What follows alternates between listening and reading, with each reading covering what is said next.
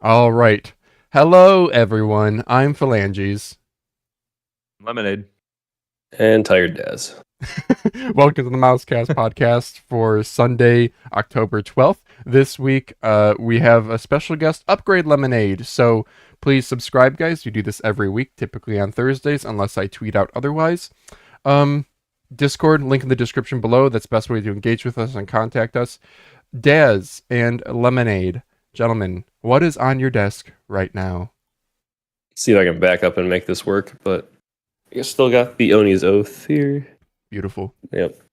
From 10 to X. Yep. Actually been gaming it and doing well. So, and then the Incot 039, this big Viper V2-ish with a taller hump shape. Very comfortable. Nice. I got a lot of things on my desk always. But usually just for like chilling and working and stuff, I use my GPX Dex and my TJX Kin X pad. Ooh, nice. Serapad X, my custom one I had. So, but yeah, other than that, I have a Final Mouse CLX on my desk, a small Trinity. That's one of my mains, ATK Duckbill, and Pwnage glass pad on the side. So I usually swap between those two glass pads. Okay. Nice. Transparently, I have 15 mice on my desk, but yeah. Okay.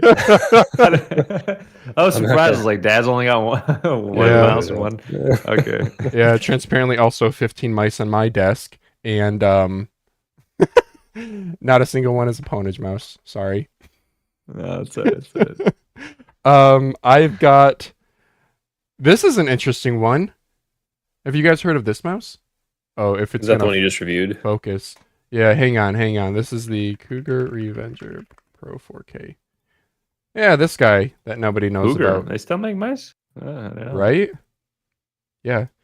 So it's actually... So I took it apart. It's pretty sure it's a ATK mouse from like 2024. Like the PCB manufacturer is the same. They're using like the same switches. Yeah, it's a solid mouse. It looks very... From the side here, can we get a side view, brother? Yeah, that looks very GPX. It's it's not quite a GPX. It definitely is a mid hump, but do they have a picture of the bottom? No? Awesome. The bottom has more side taper, kind of like a Viper. So it's okay. Yeah, you can sort of see it here. It has like a good amount of waist of hip flare here. It's pretty good. Real Armor carbon opticals. Fiber. It's just like the IPI Chi, where it's like scratchy. And then for the pad, I just have a Dornfinger Cordura Speed, which is like a Raiden. Oh, Dornfinger. Interesting. Yeah. Or wait a second. Is it a... Wait, what did I say? Cordura Speed? Or is it Dornfinger Destroyer? Son of a gun. I think Destroyer, yeah. They do the Cordura pad, but... Yeah, what am I smoking? I think the Destroyer... It's the Destroyer. It's a spandex pad. Okay. I almost bought that like 10 times. Never committed. Yeah, it's good. It's good. They did a good job. It's like the stitching and base are really high quality. I don't know. People don't talk about it, but I have my list of... Can I go to the Mouse Modders spreadsheet? I have a list. This is actually public. I don't think people know about it, but I have spandex pads. Yeah. Just because everyone talks about how the Raiden is so super special, but it's just another spandex pad. Yeah, I'm actually waiting for what's it called? An Infinity, the V3 speed. Oh yeah, I think so I have to make it like a black or something. Oh really? Yeah. I'm almost like on the fence just to get the matcha green, even though I want it like just a black setup. But luckily, I have no color commitments, so I went matcha. But yeah. Makes my desk look I like used to not, disaster. but I don't know. This past few months, I'm like, let me just have a sterile setup.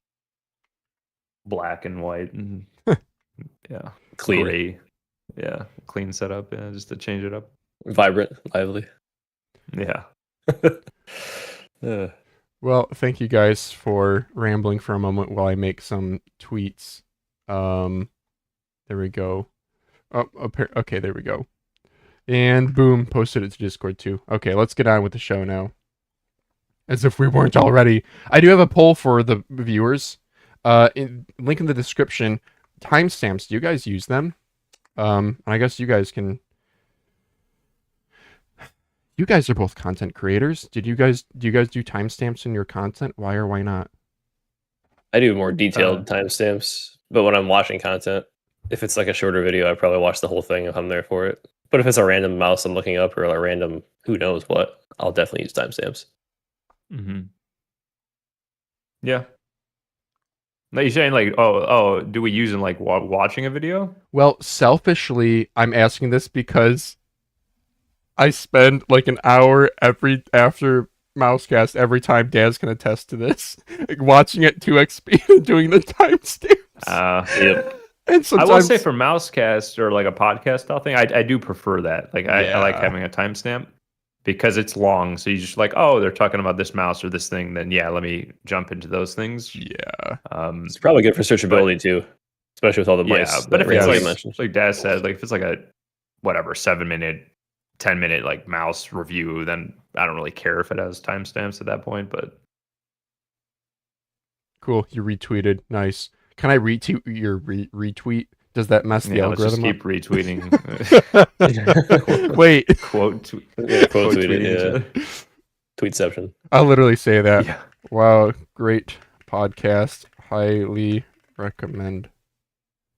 Highly recommend it. Appropriate. But yeah, selfishly, I just want like I guess I just want validation that my effort isn't going unnoticed. It is. No, it's Okay. worth it. Yeah, for the cast, it's good. Okay, so why don't we do your interview now? So UpgradeLemonade, why don't you introduce yourself for the people who might have not heard of you? Sure. UpgradeLemonade. I go by Lemonade now for the most part. I am the community and social manager for Pwnage brand. So Trinity Stormbreaker mice, if you know those, those are our products. Zenblade keyboard, that's us. Used to be a content creator, used to do mouse reviews. Yeah, you can see it pulling up. Yeah, that's how I started in the space. So a couple of years ago, did like 100 videos there, and streamed a bit with Stream and Battlefield and some other games. So had my little content journey, but yeah, stepped away, and then I work for Peripheral brand. So Doing what again? Community and socials, like so community management socials. Cool. Yep. This is a question we ask every guest. Where did your name come from?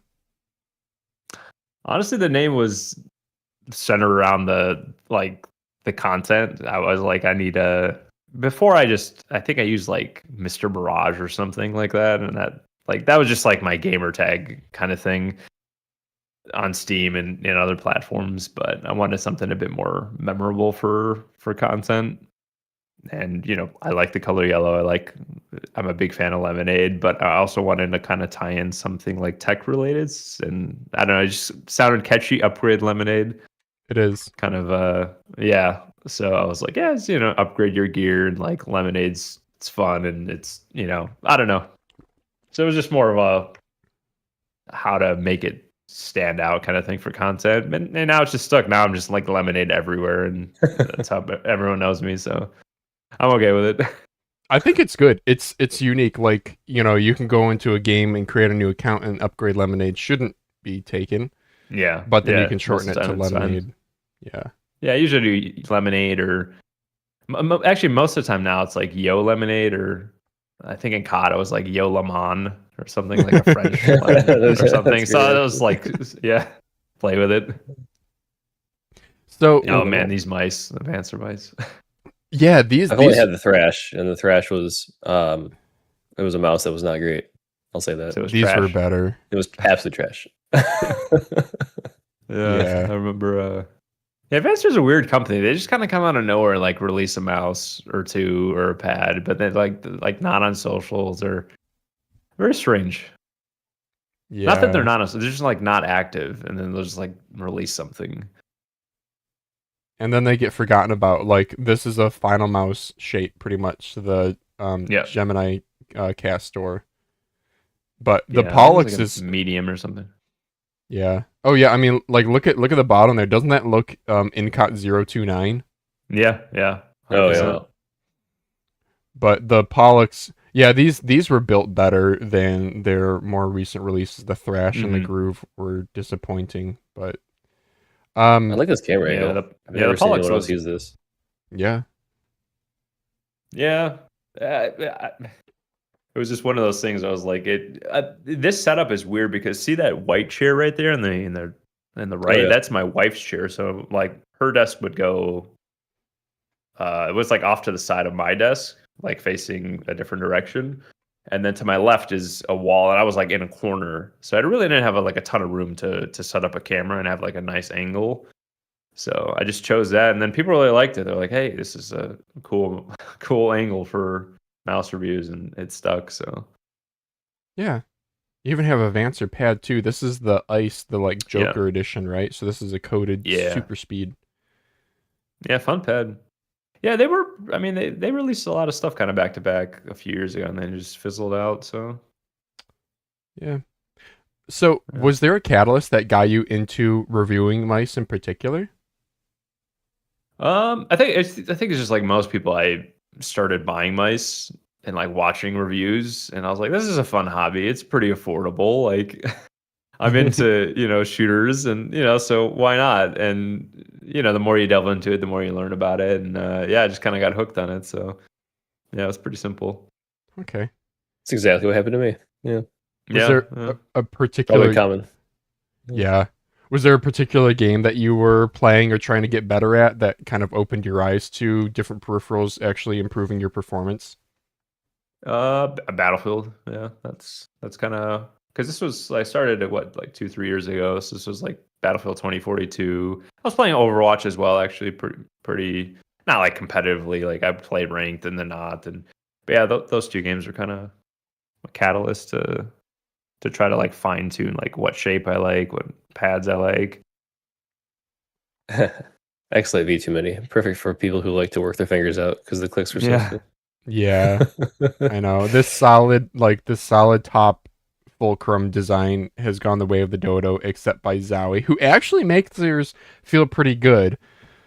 I do. Yeah, I have an FK2 DW, and it's yeah, it's really nice. Yeah. I mean, they're heavier, obviously, than like, most Omron opticals, but it's not bad for split design.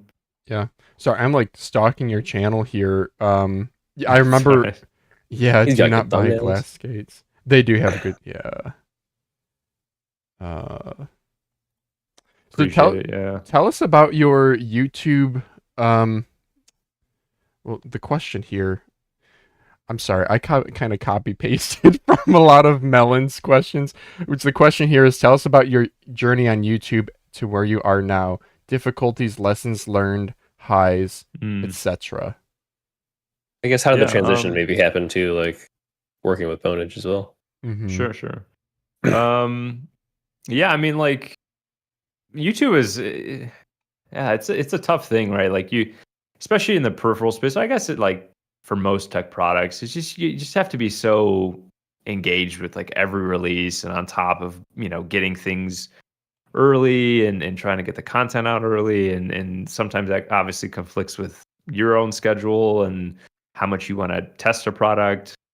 um, so it's a tough journey. I mean, it was that kind of burned me out, to be honest. That's really what happened is Yes. like I had a lot of fun with it.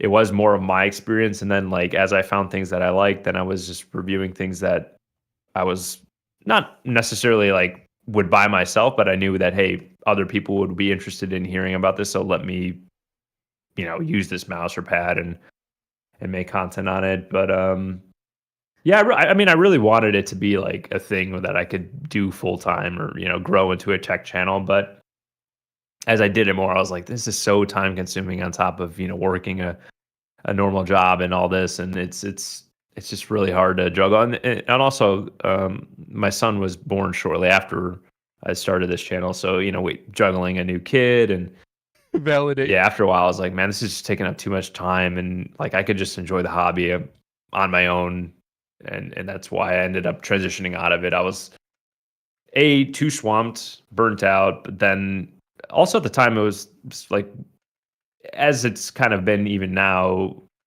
things have just got a little bit stale. You know, the releases were coming out, and I was just not too interested in the shapes, and the tech really wasn't advancing or really changing things that much. So I didn't want to be kind of stuck rambling about the same things. And then for Pwnage, as I was transitioning out of YouTube, I was like, hey, is there maybe a way I could stay in the space, right? But not be like constantly making content and all that stuff.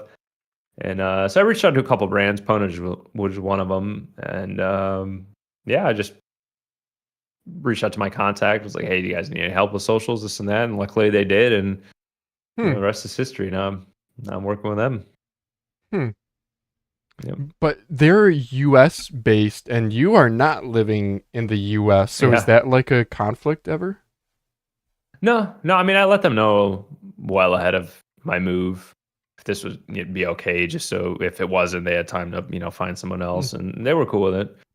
So that's usually not a big deal. And they travel, like they are US based, but the owners travel a lot to China. So sometimes the time zones work out that way, but it's usually not too bad. They'll message me like in the afternoon if I need to do something or take care of something. So this is presumably like a side gig of some sort or a full time. Yeah. It's not full time. No, it's still a side gig, but it's nice. I get a little extra income. I stay within the community, and it's You get into Twitter drama, Twitter beef. Twitter drama. Yeah, wasn't this like? I mean, this is old news, like a month ago. Was it you had a take and somebody got really defensive and just misunderstanding. This was. It was the Corsair Saber V2 Pro. There was a back and forth with somebody. Oh, yeah, with this Scaldi. Yeah. I have nothing wrong against the Scaldi at all. I mean, we've worked with him a bunch of times. I love his work, and I just sometimes when I'll get in a discussion with people, I'm like, listen, in my mind, I'm like, I'm not dropping this because that's bullshit. But so I'll go after you, right? But no, I don't have any ill feelings regarding it. I mean, he could feel however he wants to feel. And listen, to his credit, he has the mouse. I don't. Maybe it's really not that bad, or maybe his copy isn't that bad. So yeah, this was about the bendy flexibility of the Saber, Corsair Saber V2. I have one. I haven't even opened the box yet. I just got it used, but I'm afraid to press too hard on the back. Pull a JQ and snap the shell like on his 10. Yeah. Man, where was? I mean, look, credit where it's due. I mean, I didn't give credit in that original tweet to Corsair just because I was beaming. I wasn't trying to tell people don't buy this mouse. It's a piece of shit. But it's weird because most people who follow me are enthusiasts, and I think I worded it like, this is worse than ULX Batch 1. And the only real issue in ULX Batch 1 was the flexing. Like, that was the only thing people were complaining about. So I don't know why people were assuming that I was trying to say the whole mouse is awful, because that's really all Final Mouse had to fix was the flexiness. But people's memories are I don't know, not good. Oh yeah, my dear, you can do it pretty much. I have to press actually pretty hard. Yeah, I just press pretty hard too. Yeah, the mouse doesn't feel high quality in any way, shape, or form. I will say maybe it's also more noticeable on the black, because I think I saw someone post maybe it was winter or something on the white one, and it was harder to see. But on Random Frank P's black one, it's just you have the black. His is crazy. Yeah, I can't really get it to go as much. Yeah, and it doesn't look like he's really pushing it that hard. He's definitely not pushing as hard as I am. Yeah. He's not pushing it. So I can't do it that fast. Yeah. Okay. Yeah. When I saw it, I was like, "This is crazy." Yeah. All right. Yeah. That being said, the mouse doesn't feel like it's worth more than $50 for what it's like. It's cheap. There's no coating. The side buttons are extremely mushy, and I could sync them literally to the other side of the shell almost. So I mean, it's just okay. It's unimpressive. I don't even want to review it now that I have it. I will say on coding, right? Like that's such a thing that I didn't used to care about as much, but man, it makes a huge difference in making it feel just way more premium. Just having a little bit of a oh my gosh, coding and click feel are the two things that I focus on. Yeah, raw plastic is rough. Yeah. I want my mouse to be a ping pong ball, basically. Yeah. Well, I mean, I guess my logic before was like, well, I could just put grip tape on there. But then after a while, I was like, now it's not so much of a problem. But early on, like a couple of years ago, most grip tape was pretty thick, right? Like you're talking like Yeah. half a millimeter, a millimeter of extra width, and like that drastically changes the feel of the mouse. 100%. Yeah. When like people don't realize half a millimeter, 2 millimeters massively changes the feel and shape of a mouse. Yeah. Yeah. But now you can get grip tape that's like super thin, so it's I guess maybe not as less of an issue. But then you got to replace the grip tape like every few months or whatever. It's a bit annoying. True.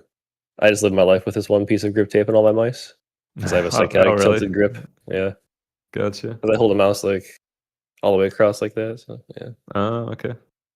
Yeah. Pinguify has just sorry, your note on super thin grip tape. Pinguify has this excellent video. Yeah. Ooh, I need to watch this. On Meow Gaming Gear, and they have grip tape that's like 0.1 millimeters now. And yeah, Meow Gaming Gear. Basically, this is the first time my budget peripherals have really impressed me, and it's his focus on Meow Gaming Gear. And shout out Man Phalanges. Apparently, the thing that made him like start making this video was a here. In defeat, until I stumbled upon this Reddit post. While most of these pads are not particularly good or I've seen even this similar post to the Raiden at all, one name stood out to me. He was looking for a Raiden Meow clone. Gaming Gear Ultra Neon. It felt like if. And then he goes on to glaze the Ultra Neon, but also then he, early on he talks about how good their skates are and how they have a pretty good variety. And then also, by the way, wow, grip tape too. So their pads that good. I also don't. I think more than half of those are similar to the Raiden for what it's worth. But anyway. Yeah. Shouldoge has this was until I stumbled upon. It was a Reddit thread about Raiden clones, and I simply listed Spandex, or Spandex is a name brand, so Elastane is usually it's like a nylon rubber blend, and depending on how you blend them and the weave, it will change characteristics. So I simply listed Spandex pads. So yeah, the Dornfinger Destroyer, that's what I'm on right now. Ghost Guide's Masterpiece, I'm trying to cop one from ESP or I was about to say what the frick's his Twitter name? Not Rhonda. Like, what? Rapso. Oh, okay. Yeah, like short for Rhapsody, maybe. I don't know. Yeah, Infinite Speed V2 and like the Ruin, for example. Those are both Spandex pads, but they feel very different. Yeah. Anywho, yeah, this is a good video. I think we've already glazed this video. You guys should legitimately go check it out because Pingu is a good, refreshing. Like a lot of us are so, we're reviewers first. So like Dad's very publicly will be like, I spend more time editing videos than playing games. No, Lemonade's just like speech, I guess. It's like YouTube. Like I literally could just verbatim copy paste it. That's exactly where I'm at right now. Yeah. I don't really even have time to play games if it's not for testing a mouse, which is just not fun, really. So, well, that's I didn't even mention that, but that was a big factor too. It's like it's kind of annoying playing with a mouse or a pad or whatever that you don't like in a game, and you're like, oh, man, can I just pick up my other mouse that I'm better with and not like lose? Exactly. And everything you said about like the market being stale, then just 10x it now, all right? Yeah. So yeah. I don't know. I have literally 15 items in my house that are like part of a brand collab to review, and that's just absurd. I need to really stop. Wait, 15 from one brand? No. Across all of the things I have, it was 18, and I knocked out like a microphone I didn't want to review that I accepted, and like a mouse pad that was good. And I mean, you can see the last 2 reviews I made, but yeah, I need to start only accepting things I want to actually use, like you said, or just quit. That's an option too. I was gonna say, Dan, at least going down. You're at 168 videos. It's quitting time. I know. More than me. Started last November. It's not even been a year.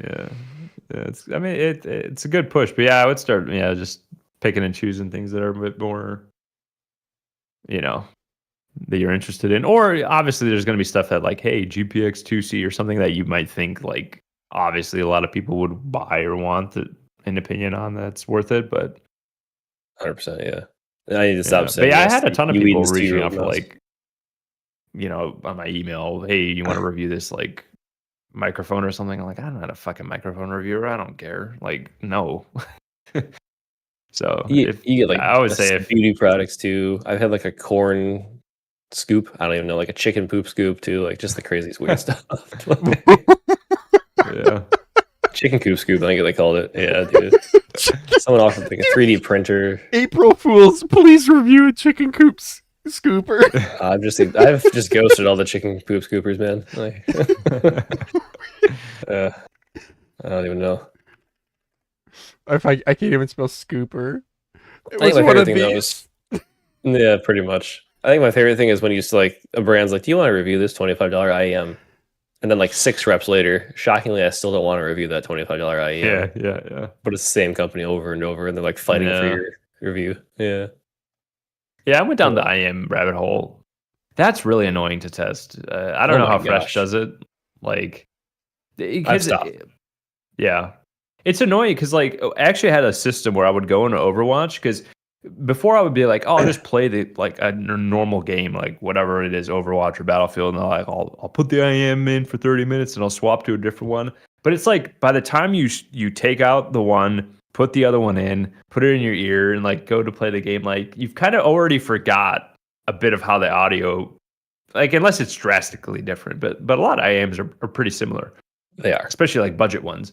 So you'll forget kind of like how the audio was. So I made the system in like Overwatch. Like I made a custom map. I forget what map it was, but I'd have like Reinhardt, like a bot in there, like chase me, and I would run in like a predictable pattern in the map, like, and he would go off like different parts of terrain. Like it was that map with like snow and ice or something. I forget the name of it. Oh yeah. So I would hear like the crunching on the snow, and then him going down the stairs and up the stairs as he chases me, and I would do that in a loop, like, and go back and forth, just so I can get the consistency right. No, for sure. I understand that it just got too like annoying. I'm like, bro, I'm sitting here for like an hour just running in circles. I just want to play a game. It's time consuming and you're not even doing anything. I had like a set of 4 songs I was listening to, but I had to be subscribed to Apple Music for the higher fidelity sound so I could hear different parts of it. And I'm sitting here for hours. And then I had like a YouTube video for directional audio I would use, and then I would go into Fortnite and like listen for footsteps. And it's just like, I don't care, man. Hey folks, I did that too. Yeah, the YouTube video, the directional audio. Yep. Yeah. I would spend so much time just not playing a game, and I'm like, this is not fun. For my purposes in gaming, almost every IEM I've used is fine. Some are better, of course. But and I have a couple expensive ones that Linsol says, I'll just stick to those. It's fine. Yeah, that's kind of my take on it. I mean, for, I don't know, audio sake, I just like most games, like footstep audio is terrible. So it's really just your map awareness is more important than really the audio game. If you want to get better at a game, buying a more expensive IEM is not the play. Yeah. Go aim train. Aim train, map awareness, like just play the game. Yeah, play the game, like team coordination. That will all pay out much better than IEM. I'm the person who does not click on your guys' IEM videos, but I'll watch the other ones. And as that person, I don't know. I just have, I use this headset because it's wireless and has a good mic, and I have to do the live streams for disassembly and modding over there, so wireless works good. But if I didn't use this, I would just use my Sennheiser PC38Xs, which have an excellent soundstage and like objectively better than pretty much any IEM for the price. That was like $150 headset. It'll like, it's huge, it's bigger drivers, it's open back, it's going to be objectively better is my understanding, right? Unless you spend crazy amounts of money. Yeah. There are differences I in think sound profile, but yeah. Well, then that's like different flavors, right? It's not, it's might be subjectively better, but not objectively. To respond to your comment about not clicking on IEM videos, I wouldn't click on my own IEM videos either. And I think that says something. So. Oof. I'm not making. Why don't we go back to some more questions here? That was an excellent tangent, though. Yeah, how are you liking fun with that timestamp? Well, I don't know what the title is. Just, chicken poop scooper tangents or something like. So you kind of talked about getting the Pwnage roll already. Mhm. How are you liking the How are you liking the role with Pwnage? Well, I don't know if that's a safe question to answer. I don't know if people from No, Pwnage are going to be it's watching fine. this, but the Yeah. reason I ask it is because Melon. Did you watch his A podcast? bit of his. I don't remember if I was listening to the X-ray pad like comments part of it. So So his thing was, well, it's public, so he's getting paid. Like he said, it's only like what did he say, Daz? It was like, it Yeah, was that like, wasn't public. He told us that afterward. oh, he okay, good. Thank you for catching me. He gets And he's paid. being paid. There's an amount Yes, per there's an video or amount. something, but like it's like a limited time role oh, it's like a almost. per Like video thing. Okay, they wanted him to interesting. cover all of their peripherals basically, so they had a video covering them all. And he does, Gotcha. yeah. But he Yeah. does like a couple. Doesn't he do like a couple videos a month or something like that? Well, he's like his videos. If you watch, I'm sure we all have, are so in depth, right? So it takes him a long time to do the entire shooting, and he went through his whole process, and like Mhm. it's great, but like the amount he's getting for what the work he's putting in, not worth it. And then No. it like seriously hamstrings his channel and ability to make actual videos for that too. So Yeah. he's considering I not remember he- renewing his contract with them. Like he cool with the company and all that, but it just doesn't make sense for him. Sure. Yeah. Sure. Yeah, I think not I think I know he reached out to me actually before he took the gig because I was like one of the Really? few people who and we talked about it briefly. Like he asked me similar like how do you like it, this and that, why'd you stop YouTube, and but I pretty much told him like just give it a shot, like what's gonna hurt, try take the gig, it's a cool opportunity, right? It doesn't happen that often that you have a chance to work with a peripheral company, and just see how it goes. And if it fits your schedule, and like, and he was telling me they were cool at the time with him having his channel still. I was like, yeah, if you could juggle both, then go for it, man. Like, what's it gonna hurt? But obviously, hey, there you go. Like he tried it and it's not working, I guess, like for his schedule. So and the pay. So yeah. Yeah. So how have you been liking your role with Pwnage, I guess then? And was that I guess that's Yeah. it. Yeah, no worries. Yeah, I mean, I enjoy it. It's pretty low stress. I mean, it's really just community management, like our Discord. I like revamped that whole thing from like when I started, just being active in there and helping people out. Social media posts like on our, Facebook and Instagram and Twitter, reviewer outreach and, trying to find content creators to work with. And then I do a bit of like helping with products, but I'm not like involved in the process from A to B kind of thing or A to Okay. Z. They'll like chime in like, hey, we're going to be doing this mouse. What do you think? Sometimes it's more in depth, sometimes not. Like just depends on the product. Like for example, like the Sapphire skates we released recently, like I had no input on that. That just something they wanted to do. And I was like, cool, but for other stuff like the Trinity mouse and like Sim 3 and like I'm just a bit more involved. So I guess it's like if it's a bigger release, they involve me more because they know I'm more in tune with the community and like niche players and like expectations. And I was a reviewer as well, so they like pick my brain on certain things. But yeah, I guess that's like the only like slight downside, or I was hoping I'd be a bit more involved, but I also get it because I'm not like an engineer or something. I don't like, I don't have all the technical know-how in terms of like how to build a product from A to Z, but I guess that's my only like slight nitpick, but overall satisfied. I mean, it's pretty interesting to see it from this side and the process and the headaches that we have to deal with to get a product to launch, right? So That's a really interesting. That's actually a question you touched on, a question that I have here. Uh yeah, what have you learned? No, I don't really like that one. Where did I put it? Okay, I guess. Okay, well, the question was going to be something like, what have you learned about the mouse development process that, or pad, or whatever peripheral development process that Mhm. you wish more people understood? I think probably a good chunk of like the peripheral enthusiasts probably know this, but I think it's just the expectation that it's hard to release a product. There's so many just things that come up in design and R&D and also in QC. Like that's another big headache. Like we've had multiple times where the owners have like went to China, been like living there, right, temporarily, like part-time for a few months as we get prepped for a big launch like Trinity or like the Stormbreaker Max and stuff like that.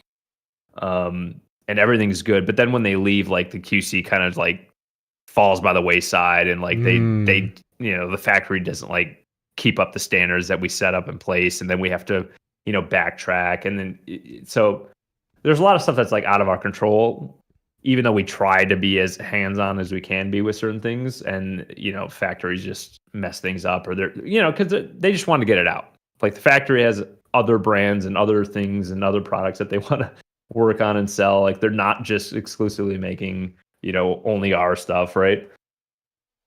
And also for them, it's like, hey, the longer we sit on this, we're not making any money. So their goal is like, hey, get this stuff out the door. And that's not to say like they're sloppy with everything, because I would say most of our customers, like 99%, have great success with the products that we ship out.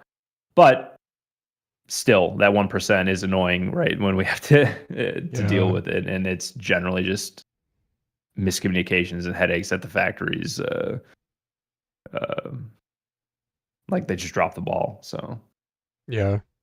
That's very interesting, because any QC issues are just like instantly attributed to the company as if they were like just a shit company. Like no matter what it is, and it's entirely their fault. Like the fact that there's some just things out of your control at the factory is really good insight, honestly. Yeah.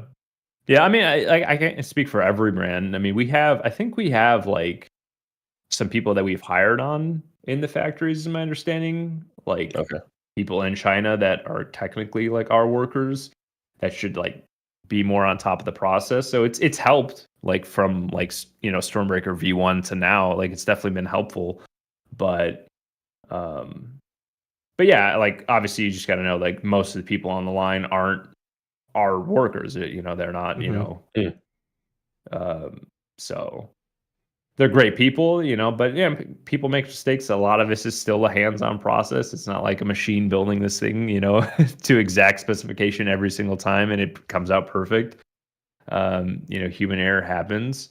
I mean, you saw even like Wooting. Like Wooting's a really transparent company, and they've test things, and they, they're on the factory floors too, right? Like they fly out there and they show their process and all that. And they had issues with like the white coating on the Wooting ADHE, like scuffing very easily and getting scratches on the zinc version of the white one. I think they've since fixed it or made a V2 batch or something, but like that's something where like people are gonna be like, well, why didn't you test it, or why didn't you check that out before shipping it, or like I'm sure they did, but I'm sure something got messed up in the process or rushed or whatever, and then that affects customers. But there's only so much you can do as a brand, and then you just gotta get on top of customer support after the fact if things happen. So yeah.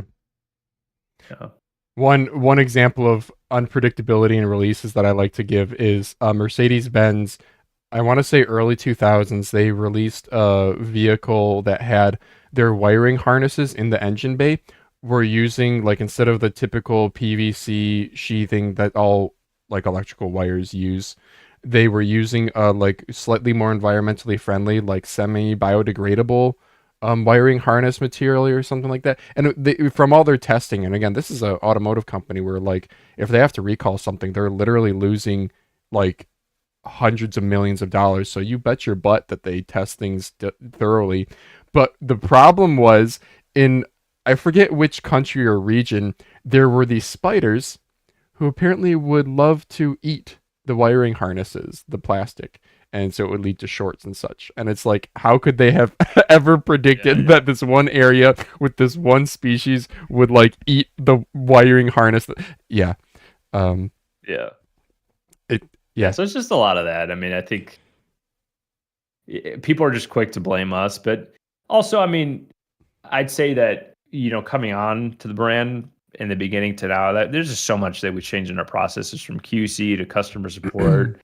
So, I mean, there is like warranted complaints of like how we've dealt with stuff in the past, but we try to learn. We're a small company, like in the big scheme of things, like compared to a lot of other brands like your Razors and Logitechs, and even Wooting. Wooting has more staff than us. I think we only have like less than 10 staff or something like that. Oh, really? I think Wooting, Wait, really? right?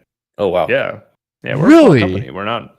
Yeah, I think people think we're like huge or something. Just because we're in the U.S. It but gives no, that that vibe for some reason. Maybe 'cause the we're website's small. so nice. Because I remember watching like one of Wooting's like company parties, and they had like 30, 40 people there. Like, no, we definitely don't have that. Huh. Yeah. So Wow. Maybe Yeah, because we- the we- products seem in the premium space and the website's very buttoned up and yeah. I think we it's got the a good team. We got a website. good team, graphic designer and web designer. Like, Yeah. but Yeah. it's just not. Yeah, your guys' Um, website is amazing. Like truly, it's not just a Shopify skin. It's the Yeah. 3D of products is nuts, and I love it. Yeah, And the product Yeah, selection. they do a great job. Yeah, they. Marketing I thought the same material. thing actually. Funnily, when I started, when I was reviewing, when I was getting the Stormbreaker at the time, I was like, "This is an awesome website." Like in comparison to other brands. yeah. So, and same with like our web driver. That's custom built by us. Like we didn't use a stock solution. So I mean, Mhm. we try to do things as like in house as we can. Hmm. So it takes time, and but yeah, like I said, I'm pretty proud of like where we've gotten. But I think no company's perfect. I mean, especially like again, I was a reviewer. Like a lot of people praise Pulsar, but Pulsar's had plenty of issues with mice in the past, and I don't know about recently. I don't keep up with every one of the releases now, but they've had issues. I mean, we know Logitech has QC issues. Razor's had issues. Like it's just part of the game. But I think maybe because we and some other brands are a bit more like community focused, maybe people feel like it's like easier to voice their opinions about us versus like big corpo Logitech or something, right? Like because it goes into the void because they're not responding and not talking generally on socials like we do. So I don't know. Yeah, JQ tweet about some product description issues and then Logitech blocks them on Twitter. Yeah, like stuff like that. Yeah, it's like I was like, okay. yeah, that's well, it's easy, right? Like it's easy to do that and then just like brush it under the rug. Yep, So, yep.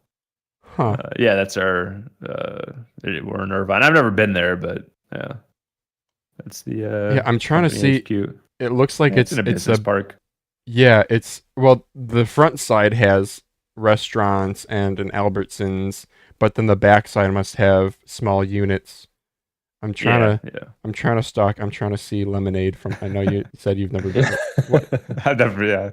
You're gonna know more than me. I don't even know. Actually, I have seen some videos of our like the inside and the warehouse and stuff. Okay. Well, I think I'm over it already. Yes. Sorry, and this is public information. I don't have. Yeah, some no, insight. yeah. Everyone sees that anyway. So Yeah. I think it's on the invoices too. I'm pretty sure when customers buy like from us directly, it's in the box on the invoice. So Interesting. yeah. Yeah, I would just say, I think people's expectations of like QC and how we handle it is sometimes overblown.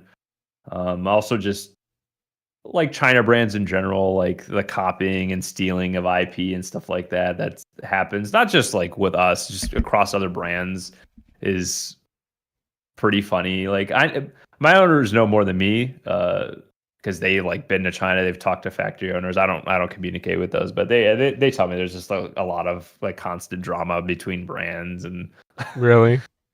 yeah. How do you feel about competition the amongst G-Wolves? like Chinese brands? The G-Wolves Vuk? Oh, the Vogue, Sensor? It's well, the Gee, sensor. Wolf. The clicks look hilarious to me. It looks like it's got like buck teeth like on the front because Yeah. like it's got a huge overhang, Yeah, which right. is like so odd. But I just can't get it out of like when I look at it. Yeah. Yeah.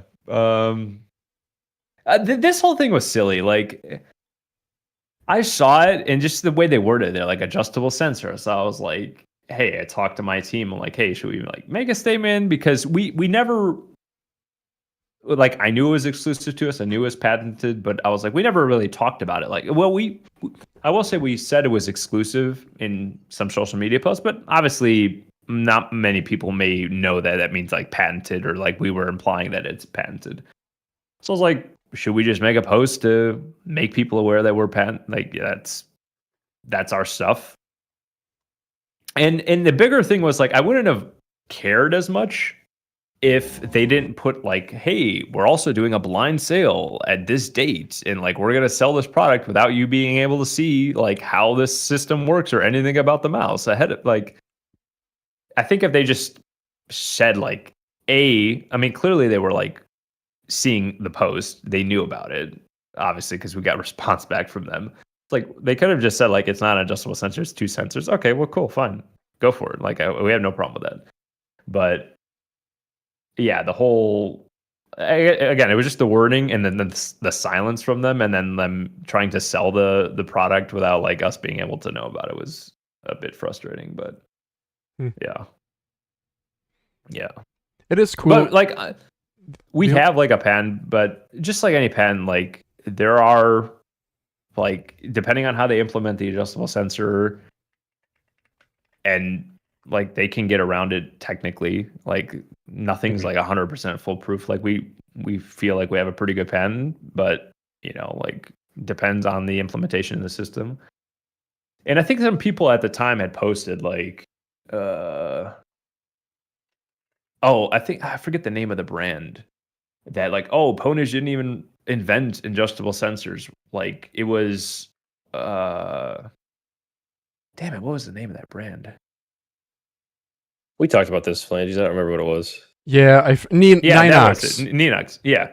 Yeah, it was Ninox Astrum. And I'm like, first of all, they didn't invent it. They said they were going to do it. They got the funding. Then they never made them freaking mouse. Like all they had was renders. Like and then if you look in the comments section on this, on the Kickstarter and on their Facebook, there's like a bunch of people saying like, hey, you scammed us. Like we called, like people called the local news in the UK on the company, like track the guy down and like try to get it like comments from him, and like they were like avoiding phone calls and stuff. So I'm like, if this is your example of like, hey, they invented it, like, all right, so you're using some scammy company that never actually did it as an example. That'd be like me saying like I invented the wheel or something, but like I don't know, just because I had an idea and like drew it on a piece of paper but never actually took the time to figure out how to do it. It's kind of a silly like reference point. But there were some other ones, like people sent me like some patents, like, oh no, this guy patented an adjustable sensor ahead of you guys. But then like when I actually looked at the patent, it was for an adjustable sensor that you would I think it was like moving it on like, or no, I think it was like 2 sensors and you moved them within like some sort of like modular grid or something. I don't know. Like the wording of the patent seemed like it was adjustable sensor, which it was, but I think you had to use 2 sensors, and it had to be on this like rail system or something like that. So it wasn't even like the way we implemented it. And by the way, if he did follow through with the patent, which he didn't, the patent got abandoned because it was just I think it was just an intellectual patent or something. But it got abandoned. He never actually went through with it. If he did invent that and like went to a mouse company and like had a 2 sensor system where you can like move the sensors to different positions on the mouse, that's fine. That's not infringing on our patent. Like that's a totally different mechanism. But the reason it wouldn't work is like the weight is kind of ridiculous. So like you could do it, but it would weigh significantly more than any of our mice. So yeah, it is. So again, like just clear it up. feature. Like it's totally okay if companies want to find their own way to do it, but it's just we have a patent on this particular way to do it. Oh, and also last point on that, people also were like linking the study that we have on our website about adjustable sensors. There's Really? I think a link somewhere. I thought that was that's what I'm actually looking for. I'm pretty sure that was very clearly sponsored by Pwnage. No, it was actually a study like we found and used Oh, really? to like work off of. It's somewhere on our website. It's on if you go under our Bro, my Google I think if you just go under search- like I think if you go under like Trinity or Stormbreaker. Is this Google like, tanking their search engine to make Gemini better? yeah. AI push. Google. Yeah, if you scroll down to like the adjustable sensor part, right up there, there's like a little hyperlink. Yeah. Oh, yeah. And people are like listing this as like, I got you. Like these people invented. I'm like, this was a freaking like a university study. They didn't invent anything. And again, their system was again different than ours. And it wasn't made in terms of like mass producing or making this a like a product. It was just testing on like their research. They were interested in the topic. So, but I thought funny you enough, guys we did reach out to them. this. No, but we did reach out to them after as we were working on this to tell them, hey, like we used your research, we're gonna make this, and then we sent them Stormbreaker Max and Ambi models and stuff like that as like a gift. Like, so they knew that we were making it and they were cool with it, and and we gave them product after the fact. So it's just weird that people we're like, gotcha, Pwnage, like these people. I'm like, bro, like you don't even know how this went at all. Like the university students and the people involved in the study are totally cool with it. Yeah. So. But This is the anyway, definitive in-depth take on this. People reference this if you want to try it. Yeah. Go at Pwnage. Yeah. Yeah. So yeah, I guess like the post did come off maybe not. I could have worded it better probably, but it's just one of those things where like it is a differentiating factor in our mice that I would argue does make a significant difference in terms of how the mouse feels 100%. versus 100% like polling rate. Like I can't feel a difference between 4,000 and 8,000. I just can't. Right. But like moving that sensor up and down does make a significant difference. It's 100% a selling point. And yes, we're going to protect it because we spent a considerable amount of time in R&D to make it, like, and mass produce it and make it into a system that's adaptable in various shapes. Like that, all of that takes a ton of money to do. Right. So yeah, we're gonna try to protect it. But again, like I said, if other companies figure out different ways to do an adjustable sensor, or like G-Wolves with 2 sensors, that's perfectly fine. Like we're all for companies pushing tech forward, but just figure out a different way to do it. They reference mouse review. Yes. Does nobody care about sensor placement?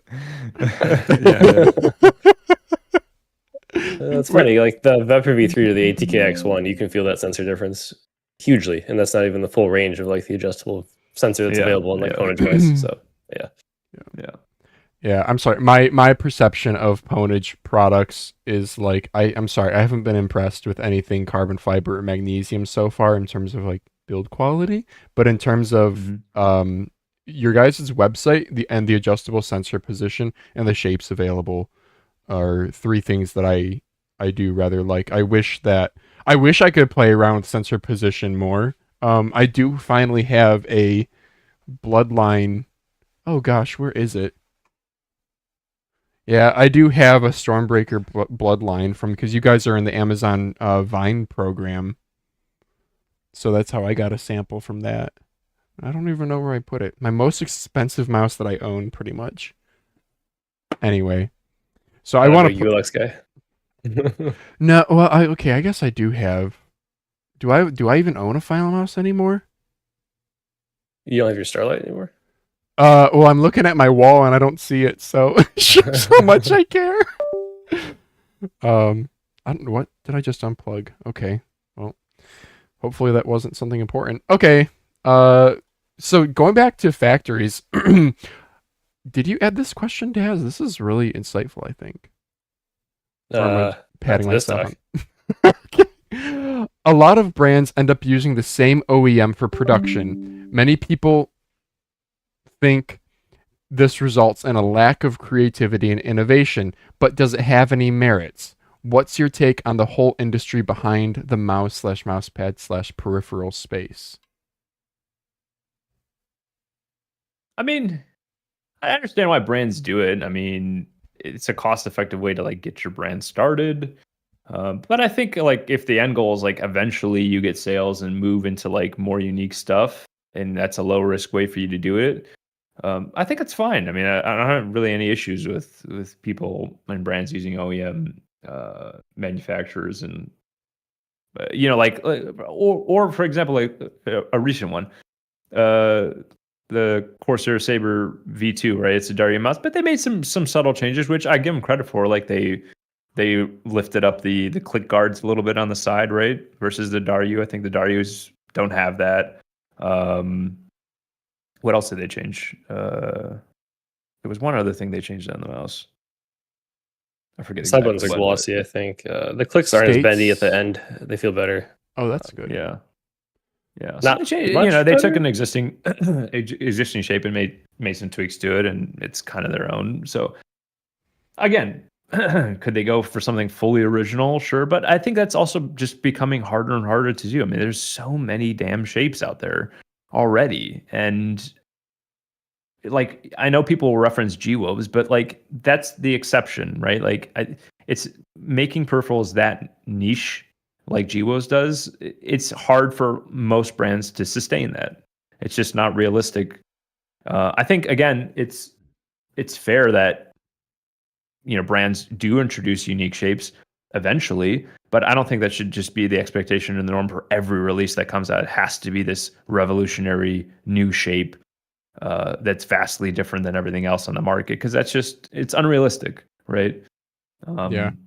Because there's only so many ways you can make and shape a mouse to be optimal for most grip styles, or even if it's for claw, for palm, even for fingertip. There's only so many different ways you can really cut it. I would say fingertip is probably the one that has the most like play or leeway in terms of like how creative you can be. But again, that's a very niche grip style.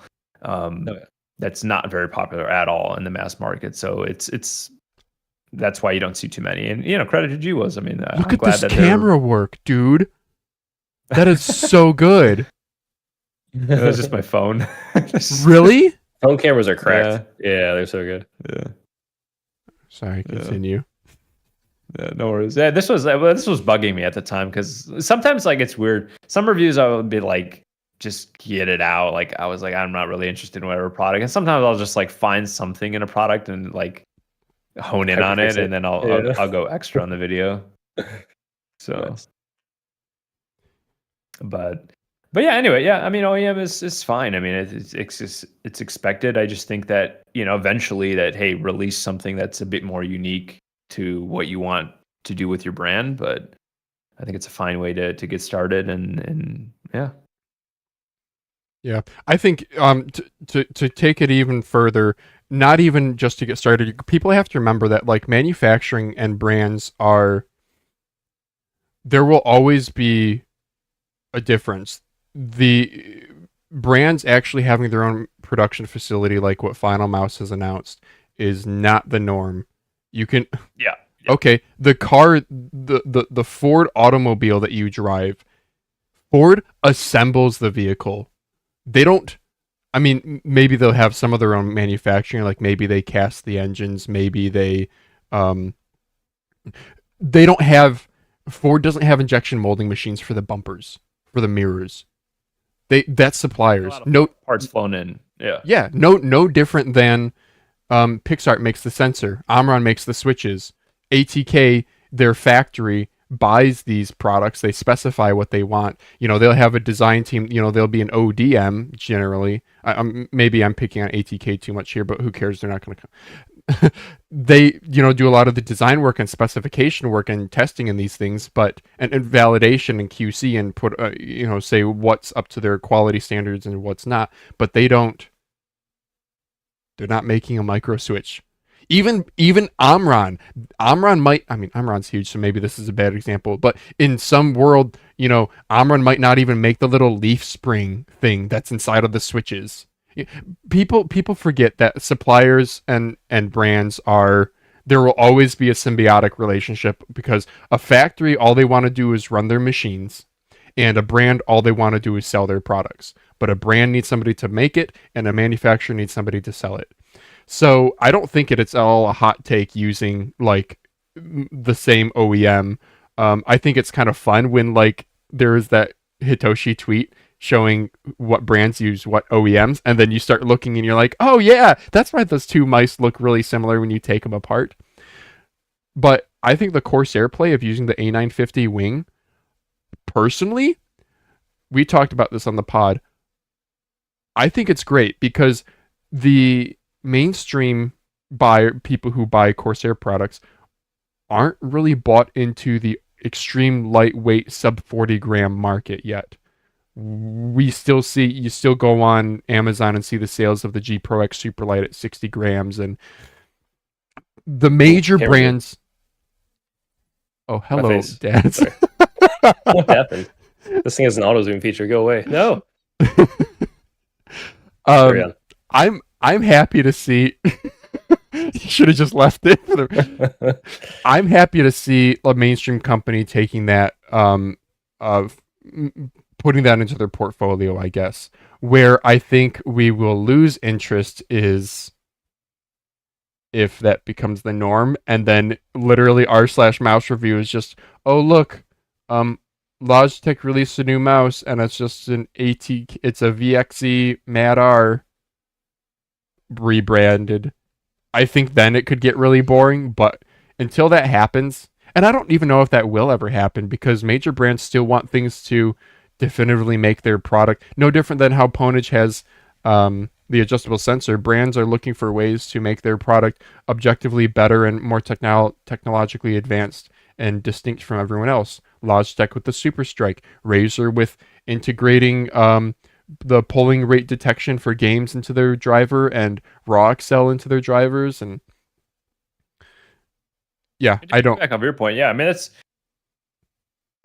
I do agree, actually. I mean, it's most, especially in the peripheral space, I think a lot of people forget that it's a very niche space, right? So it's not like we have hundreds of different factories and choice of factories that make mice, and hundreds of different mousepad companies and hundreds of different glasspad companies. Like this is a very niche space.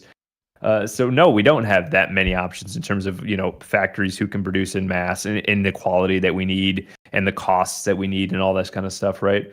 But that being said, just because you're in the same factory as others, and this goes again for 99% of brands, right? Even Logitech, just because you're in the same factory as them doesn't mean that the factory is just going to give you something off the shelf, and say, hey, we have to make this. No, if you have the money and the time and the resources, they will make whatever the hell you want. Right? That's a discussion you have with the factory, but that doesn't take away from the product just because, let's say, Logitech is making their mice in the same factory as Corsair, for example. Let's just say, I don't know, but who cares? That they're completely different mice. Yeah. But to your point, on the other end of things, some brands will just go in the cheaper route, and they will be very similar to another mouse internally and structurally. And okay, I get that too. I mean, not every company has, unlimited resources to make something custom one of one. I mean, that's just unrealistic as well. And I will say, to the last point on this, especially for how niche this market is, and like the people in the space like us, sometimes a small little difference is all you need in whether it's a mouse pad or a mouse, and it can really make the mouse feel significantly better for you. So, for some people, it's like, hey, I haven't used the U2, but that's a good example, the ATK U2 with the Zowie U2. maybe the weight difference is significant enough. Maybe there's some subtle like differences to the shape in the ATK version. I don't know. Maybe you guys can speak on that. That make it better than the Zowie version. And that's fine. I mean, you know, I don't think it should call it the U2, by the way, but beyond that, Yeah. you know, for some people that's enough. And you Look- know, I can't fault them for that. Look no further than what Daz's most popular videos are, which are the clones, TPX clone, Viper V3 clone. Yeah. roundups, because 100%. people I mean, we can't be they we can't want be to know blind to the it. Like even on different- our end, like Yeah. we're trying to adjust pricing and trying to be more competitive. I mean, that's what we're doing with Sim 3. Because we know like a lot of people like want to get into this hobby and are interested, but they just don't have the means to spend $150, $250 on a mouse. So Yeah. I'm really eager to test this mouse, by the way. Sorry, I make it sound like test like I'm getting one. I'm not. I'm gonna wait till it goes so somebody sells their review sample on r/mouse review after they completed the review. we'll see what we can do for you guys. We'll see. I'm gonna be starting to build a list out of creators we can send this to so soon, and then I think it's end of the month we should get units in, but obviously we'll see. Things always get pushed back a little bit. Maybe Yeah. another. Let's put an extra week on that. I'm not 100% sure. Okay. Yeah, and the month should be. That's what we're targeting. So How about do you still have your whole collection of peripherals, and is it still growing? yes and no. When I moved, I had to get rid of a lot of stuff. There was so much things that we had to bring from the U.S. To Macedonia that I just had to downsize on the collection. But also I was just kind of bored of a lot of stuff and I didn't want to keep everything. But there are things that I did keep that were a bit more sentimental. Like I got my Pulsar Bruce Lee like Friends and Family edition. I think I have a video on it on my channel. Yeah, that one. Yeah, the one of 100 or whatever. Yeah, so I kept that because not that I use it, you know, but it's just a cool thing that's, you know, memory of the channel kind of thing. I have the Air FCC1, the original version, the carbon fiber one. Oh wow, really? Yeah. I kept that. I do use it from time to time. I thought it would be my main, but the side buttons are a bit ass. So it's a bit frustrating. Like they really cave into the shell quite a bit. They know that, like they fixed it on the new one, but yeah, so it's a bit weird. And it's maybe just a touch too small, or I don't know. I like it. It's just something that I don't use all the time. But again, just one of those things that not a lot of people have. So I was like, I got to keep this. But, Yeah. Do you have But anything then, like that, Daz? Not really. I don't know. I'm trying to be less sentimental. I've been strongly encouraged by Dad Boy Guru to liquidate things I have.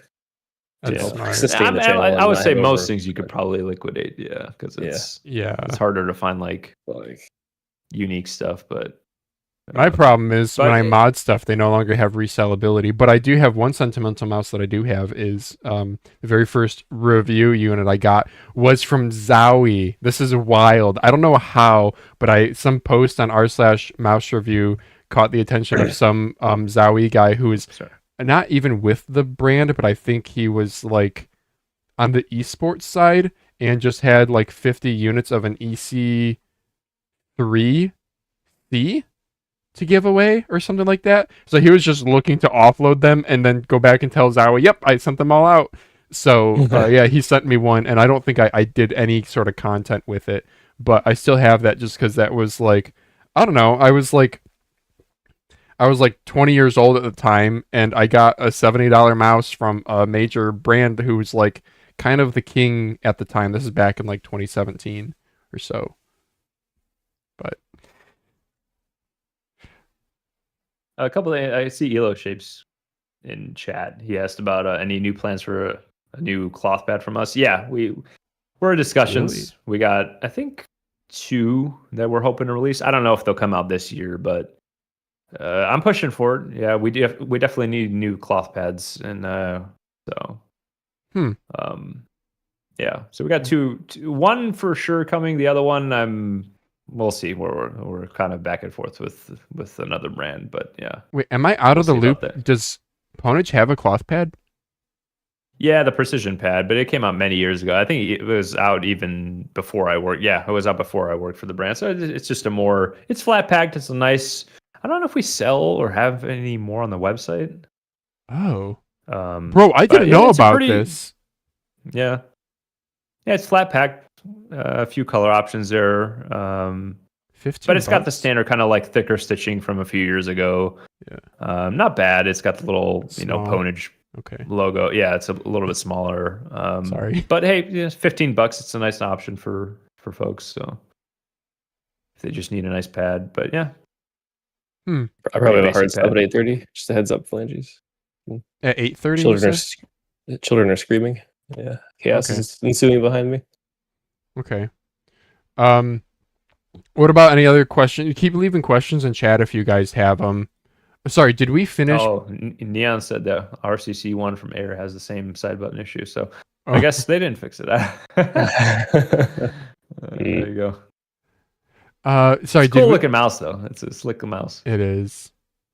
Did we finish? I'm sorry, I kind of interrupted you, but did you finish your thought on your collection and if you are still growing that collection? Oh, growing? Yeah. I mean, after I got settled in here, then I started buying some mice. Like I got Cherry Extrafy M68 and the M64. Those were kind of, under the radar mice. ATK Duckbill. I got the Zowie FK2 while I was over here. What else? Oh, and Logpile sent me his G-Wolves Fenrir ASIM. Yeah. Like one of them, he had two, so he sent me one. Yeah, he loves his. Yeah. Yeah, I don't, but appreciate you sending it, Log. It's too wide. It's like 63, 64 millimeters in the grip width. And very at short first mouse. I thought, Okay. yeah, on a short mouse. And it's like, for me, when I want to play a fingertip mouse, I want it to be narrow, like a pen. And this feels wide. Like 63 is like wider than like pretty much every mouse out there in the grip width. Because most mice, even my GPX-X, I think is like 57 or 58 in the grip width. So it's considerably wider than even my GPX. Yeah. So it's a bit weird to use. But so speaking of Logpile, are there other creators that you regularly chit chat with, and do you feel like the Pwnage role restricts you in like who and what you can talk about?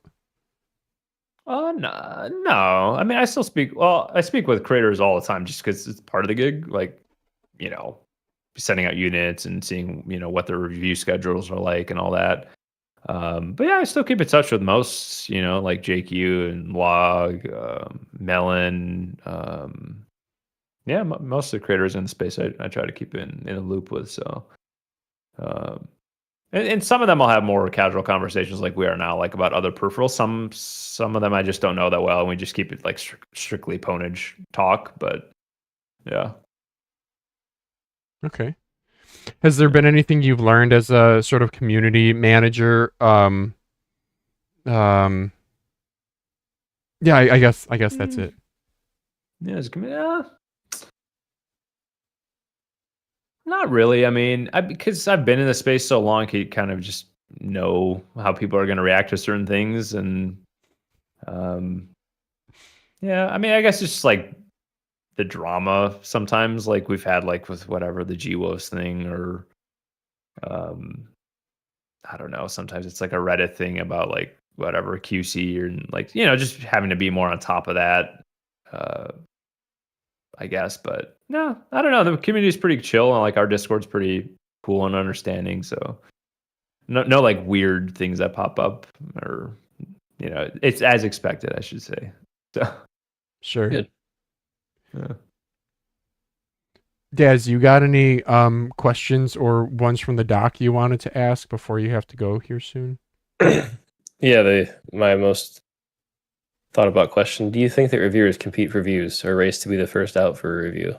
Because Oh, I have a yeah, strong yeah. opinion here. Okay. Yeah. I mean, I was one of those who wanted to be first. in depending on the mouse, yeah. I mean, for sure. It can make Like a huge difference. Yeah, 100% makes a huge difference. I mean, but it's like, I don't know. I think some people will look at that as a negative, like, oh, you're looking for views. But like, listen, it's a hard gig. It's hard to juggle. I mean, it depends on who you're talking to. Like, for me, in my situation, like I had another job, I had a kid. Like, it's hard to juggle, like spending, a whole month on just one product. It just doesn't work in my schedule. So I had to be a little bit quicker in terms of my review process, but I still gave everything about 7 and 10 days. Like I never, and I think that's fair. I mean, beyond that, like people would say, well, what if, something happens in a month? Well, I mean, that could happen with anything. I mean, I don't know. That's not indicative of like the entire batch. If like my clicks start feeling a little bit weird, or I don't know, like the shell cracks. I mean, you have to give a big sample size of like, is everyone experiencing this issue after 2-3 months where like the clicks fail or something catastrophic happens? Okay, then yeah, that's a problem. But if it's just on my unit, I don't know. Like that's not really indicative of the entire batch. If it's that widespread, we'll hear about it, right? Because everybody exactly right. And sometimes it is like the ULX thing. When I didn't review it, that was after I stopped. But like most people were having issues with the flexing of the shell. So hey, they all mentioned it.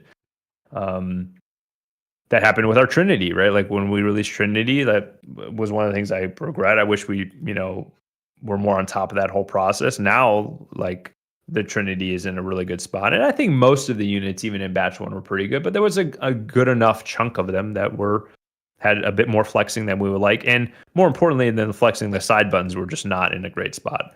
But hey, again, people called it out. It was kind of an obvious thing in the review, to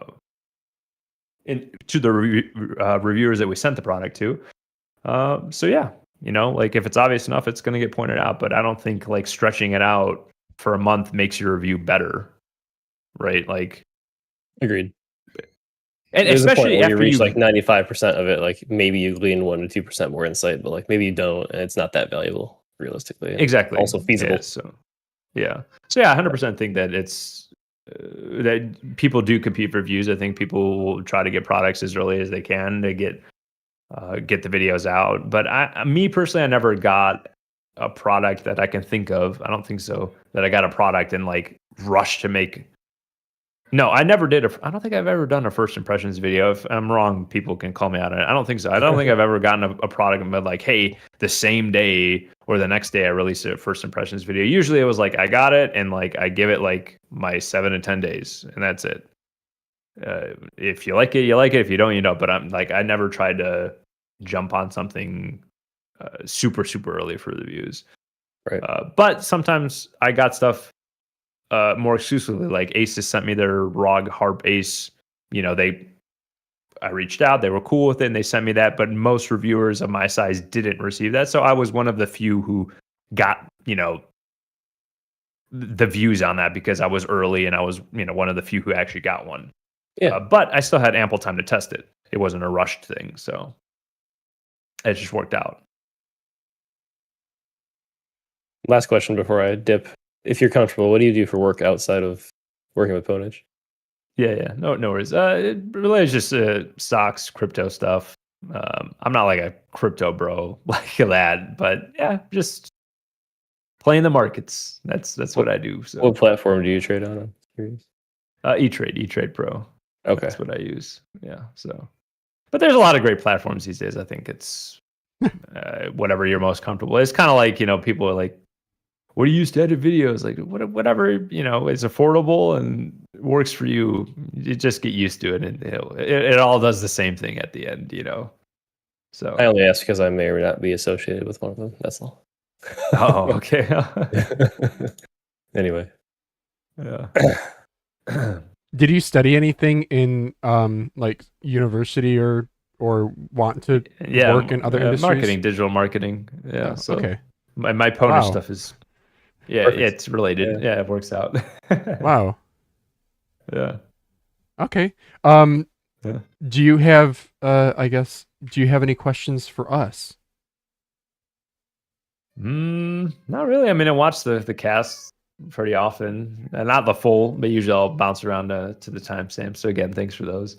But no, I mean, yeah, I've seen most of your interviews and stuff like that. So, yeah, Cool. I think there was something in chat I wanted to. I don't know if I missed. Yeah, I just want to give Daz an opportunity to like dip if he needs to and have said his yeah, part. Yeah, that's true. I'm gonna have to peace out here. Yeah, once we wrap up Yeah. this section. Yeah. I think Do it you- was, the Trinity Max Magnesium. That's what they were asking about. Yeah. I think that we have plans for that. Like for Pwnage, like we have plans to expand everything. Like make a Max version of Trinity. Some exclusives at least for the cast for people listening. We got the Ultra Custom Ergo and the Sim 1 and the Sim 2 are going to be revamped like the Sim 3 is. Oh, so they're going to come in that style, right? Like newer tech, lower weights, all that stuff. So whatever you're seeing for Sim 3, we plan on doing hopefully for Sim 1, Sim 2, and the Ultra Custom Ergo. So fans of those hopefully should be pretty excited because those were pretty popular. That got our brand off, on the map, I should say. So we want to kind of bring those back. But yeah, Trinity Max is coming. What else? We got a new shape coming. I think by the end of this year. That should be full carbon fiber. So not like, I don't know if you saw the Asus made like a full carbon fiber mouse. I think it was earlier this year. Yeah, I think it was Harp. Yeah, the Extreme. Oh yeah. Yep. Yeah. So, but I think they use like plastic on the sides or something like that. But ours will be a full carbon fiber through and through. Injection molded or laid? No, laid. I think. Yeah, I'm pretty sure it's laid. Yeah. That's not quite the right term, but yeah, okay. So it'll actually be like the woven cloth that's put the around woven the cloth. mold. Yeah. So yeah, we'll have one of those, Wow. and then we have a new magnesium smaller mouse, but we're thinking it's kind of like Trinity in its shape, but we're thinking of doing two different sizes. Actually, I don't know if I think that. Let me see. I could share probably those, at least for the cast, if you want. Dude. Of course. Yes. Yes. Please. Let's see.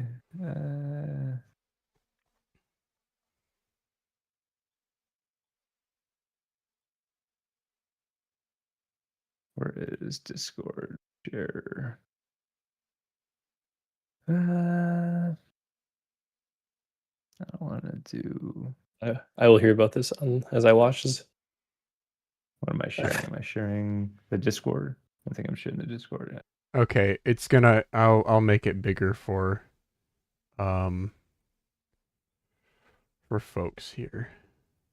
Can I make it like not ridiculous? Okay. Yep, we're seeing your screen now. So you can see. You seeing that? The video? Yeah. Are you seeing this video? Yeah. Yes. Yeah. Okay. Yeah, it's just for Sim 3. So just showing you the hot swap switches. Oh wait, sorry. My You can see it on the stream. It's still doubled up, but we can see it. Okay.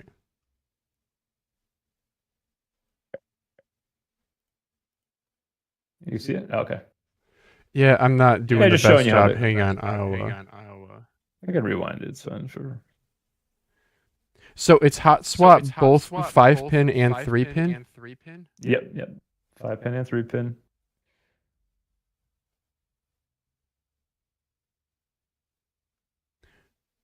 Do you need tweezers, or can you get away with just your fingers? I haven't got a unit in myself just yet, so this is just from our owners doing it. I think you do need some tweezers to pull it out because it's a pretty tight connection. Well, your owner's got it should some be. built-in tweezers to those fingernails, so Yeah.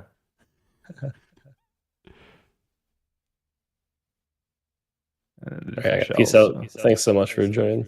Lemonade. I'll Yeah, talk no to worries, you yeah. later. Yep. Yeah, Thanks, good- Daz. good Bye. chatting. Bye. And then there was I'm trying another not to talk video. too much because my audio is doubling up. Oh, no worries. Oh, wait a second. I can mute the stream.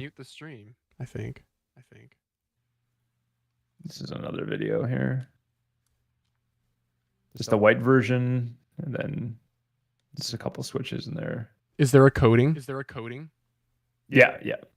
There's a coating on all the colorways, so it's an improved coating over like Trinity and all that. It's more in line with like a grippier kind of Zowie-esque coating, so should be more in line with what the community wants. So yeah, you can see a little like bracket there for the holding the battery in place. So that's Sim, and then for the new mouse, let me see where it was.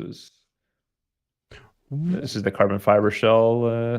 I think we're naming it Paragon. This mouse. Whoa! You heard it? Yeah. Dude. Yeah, it's pretty real deal, Carmen. Yeah, and I can already tell from the shape you have an aggressive hourglass and like wide hip flare there. This is not your Yeah. hand, right? You haven't. No. Yeah, this is just some stuff that my owner sent me. So yeah. And the base plate is screwed in from the bottom, which is because of how it's made. You kind of have to do it that way. Yeah. Dude, Yeah. that's exciting. And then to have the Pwnage Paragon. yeah, Pwnage Paragon. So that'll be a new shape.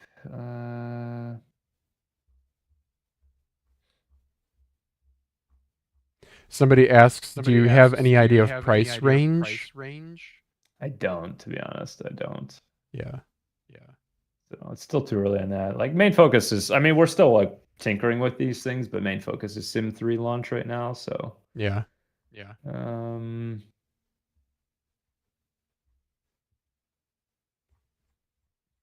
don't think I have another video to show you on. Yeah, I think it was that. So, but yeah, a few exclusives for the cast there. Yeah. Dude, thank you. That is yeah. awesome. Stop sharing my screen there. You can. There you go. Okay, and then I gotta bring this back up.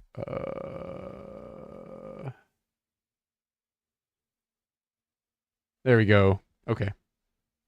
It'll be a little bit, okay, I can sort of see my own screen, but who cares? That's fine. Okay. Yeah, that's really cool. The Pwnage Paragon, that looks like a shape I'm rather interested in. Looks like it's a unique shape. Like a lot of people are like, oh, this is a Viper Mini clone, or the Ultra Custom Ergo, oh, it's an EC clone. I know clone isn't Yeah. perfect. I get you. Were there any other questions that people had in chat? One person is like mad because they want to know how many lemons you eat or something. I never got a solid answer. How many lemonades does Lemonade consume on a daily basis? Less here. I used to consume more because it was like in the US it was just so convenient. Like pretty much every store has like a lemonade. Here, no, I don't know. Just people just don't drink lemonade as much. I don't know. Yeah. So Any plans I can for make my own at home, but yeah. any plans for a flat mouse, kind of like an FK1 Model O Viper shape? I don't think quite. No, probably not. Okay. Nothing that I've heard. So we have some other mice coming. We have a collab mouse coming with the creator. I can't speak anything beyond what I just said there, but that will be a totally unique shape. You saw the Paragon. Yeah. The Phantom is the other mouse. It's kind of like the Trinity, but again, we might do two sizes on that, so we'll have like a big and small one. But I think, again, the goal, like, I think by the like end of this year, end of next year, like we'll have a pretty solid lineup of choices between ergos and ambi shapes and unique shapes in our lineup, different mouse pads. So hopefully we'll have a little something for everybody. Okay. Right on. I'm sorry, my dog is like actively throwing up. Oh shit. No, I mean, I don't know why. I'm gonna get my wife in here to come help, but we're gonna continue on the stream. Okay. How about is there anything on the Pwnage Sim 3 that you think is gonna make it particularly what are you looking forward to about the release? What do you think is gonna be received well about it? I think the modularity. I mean, it has to be that, and the price point. I think we're offering a lot for what you're getting. I mean, modular switches between 5-pin and 3-pin, 3 different hump profiles, click height variation as well. Advanced coding. Obviously, our latest tech and sensor, the adjustable sensor as well. The new 54L series MCU. I mean, it's packed. I mean, for $99, it's really got a little, and obviously various colorways. Which, oh, by the way, another exclusive, purple is coming after launch, so that will be the next color option that people can opt in for. So I think again, just a lot of ways you can tune the mouse and make it your own, and it's pretty affordable, and it has literally bleeding edge tech in it. Got good solid weight, so yeah, I'm really hyped for this release. I think it's got like kind of our full circle moment. We're bringing that modularity that we had a little bit of in the past with our earlier releases, and then we're bringing in all this new tech from our newer releases and putting it together on a price point that kind of splits the difference. We were selling some mice that were $50 to $80, and then we were selling mice that were $150 to $180, and now we're kind of like boom in that middle point of $99. You kind of get it a little bit of everything from both sides. So yeah, it's funny. I was gonna say the release feels very Pwnage, other than the $100 price, because all of your recent releases have been, more like I was surprised the Stormbreaker Max is bloodline that I picked up. The Amazon page is $179, which is going to be too steep for some people, but something like this, the modularity, the adjustable sensor position, it's like, I think it's going to be received really well, especially since even these quote unquote Chinese budget brands like chose the K7 Ultra is not a quote unquote cheap mouse. Cheap, I think, is when you're like sub $40. And ATK Duckbill, 130. Yeah, I got one. Yeah. Yeah. I mean, a lot of brands are, starting to creep up in price a little bit. And I think it's, expected. I think a lot of Chinese brands are, try to get a lot of market share early with low prices. And I mean, now they're, stepping up the price points a little bit. And to defend the duckbill, I think it's, I mean, when I pick this up, if this had a Logitech logo on it, I would think this is a $130 mouse. Sure. Like, I would not scoff at it, right? Like, I think it's and actually, in some ways, probably better than my decks, for example. I think the side buttons are a bit better, right? Yeah. So Duckbill's good. I don't scoff at it. I think it's in terms of what it's packing, the tech inside and the weight and performance and the QC. I think it's a fair price, but I get it. It's a bit annoying for consumers. It's like, hey, we bought into your brand because you're, budget, budget, and now everything's creeping up higher and higher.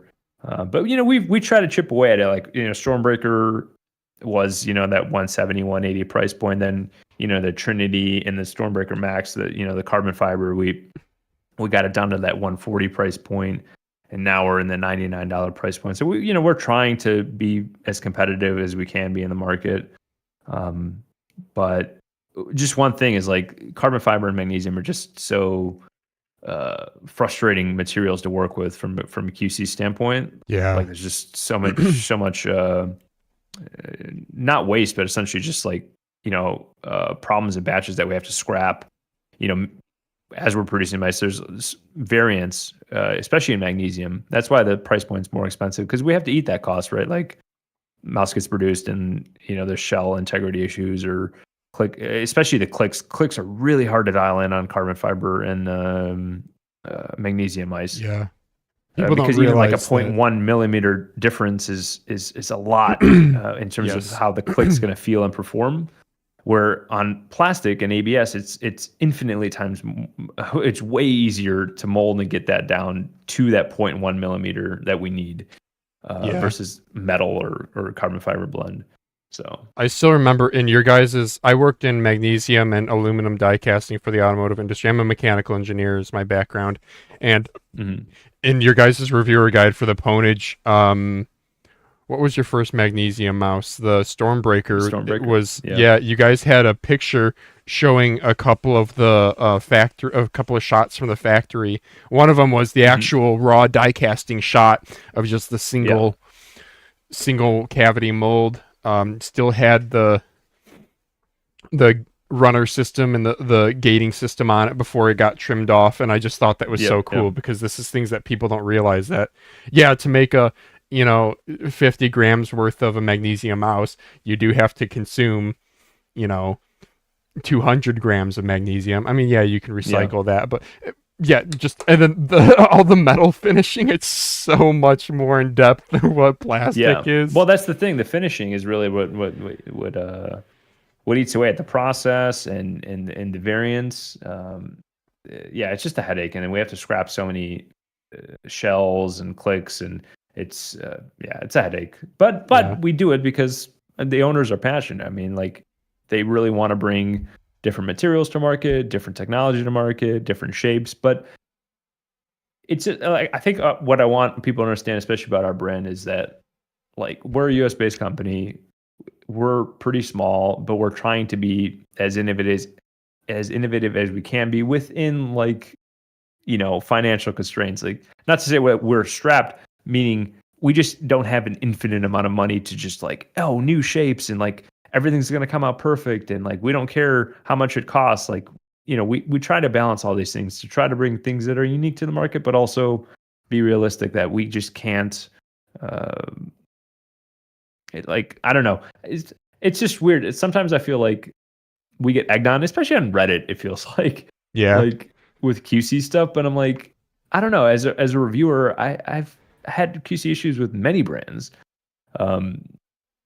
I don't know. So it's just a weird thing. But I don't know. We're trying. We're trying our best to fix, especially for Sim 3. I mean, we're really putting in an extra amount of effort to try to dial in the QC, so it's up to expectations. Super minimal in terms of bad units coming through the pipe, and then our customer service processes we're changing. We've added staff, we've changed the process of things, but again, we're a small company, so we had some issue with the customer on Reddit I think it was a couple weeks ago, but we only have one staff member doing returns and exchanges, so they were out sick. They've been going through some personal problems, and that's why, like, the response was really slow on our end. But unfortunately, that's not, like, public information. That's not stuff we tell customers, and they're just like, oh, well, we don't want to wait 2-3 weeks for this resolution. But we're not Logitech. We're not we don't have we want to get there, but step by step. That's what I want people to understand, is, like, we're trying our best to be innovative and try to do the right thing by our customers, and hopefully it'll all pan out by the end of this year and then into next year. So I do think how the Pwnage Sim 3 Pro Sim 3 Sim Pro 3, however that releases, I think that'll be a I think that'll, what's the word I'm looking for? That'll be a good indicator. I think a lot of for your upcoming rides on releases. that. Yeah. A lot of it rides on it. And we're aware of that, and But yeah, I mean, like I said, the owners are incredibly passionate about this stuff, but hopefully people will see, like, once we get all the other releases out, that it was well worth it in the end. Okay. Okay, well, I think Oh wow, we've been on for an hour and 39 minutes. Um, dude, I'm glad you've Yeah, been I think so we generous had the with your pre-show time. as well. Yeah, dude, that was easily like another hour there. Oh man, because we started at around 6:20 ish. Yeah, Yeah. 2.5 hours. Wow. Um, well, I'm gonna go into. I think we're good to wrap it up and go on to the news and stuff. Were you wanting to stick around for any of this? Let me see what topics. I have. There's a few releases like ATK F1 V2, a couple Rapoo mice, the VGN King Yeah, that Magnesium mouse, um, Chivalu Dat yeah, Boy not Guru. not too much. Okay. Not too much. Vaxee trajectory mode.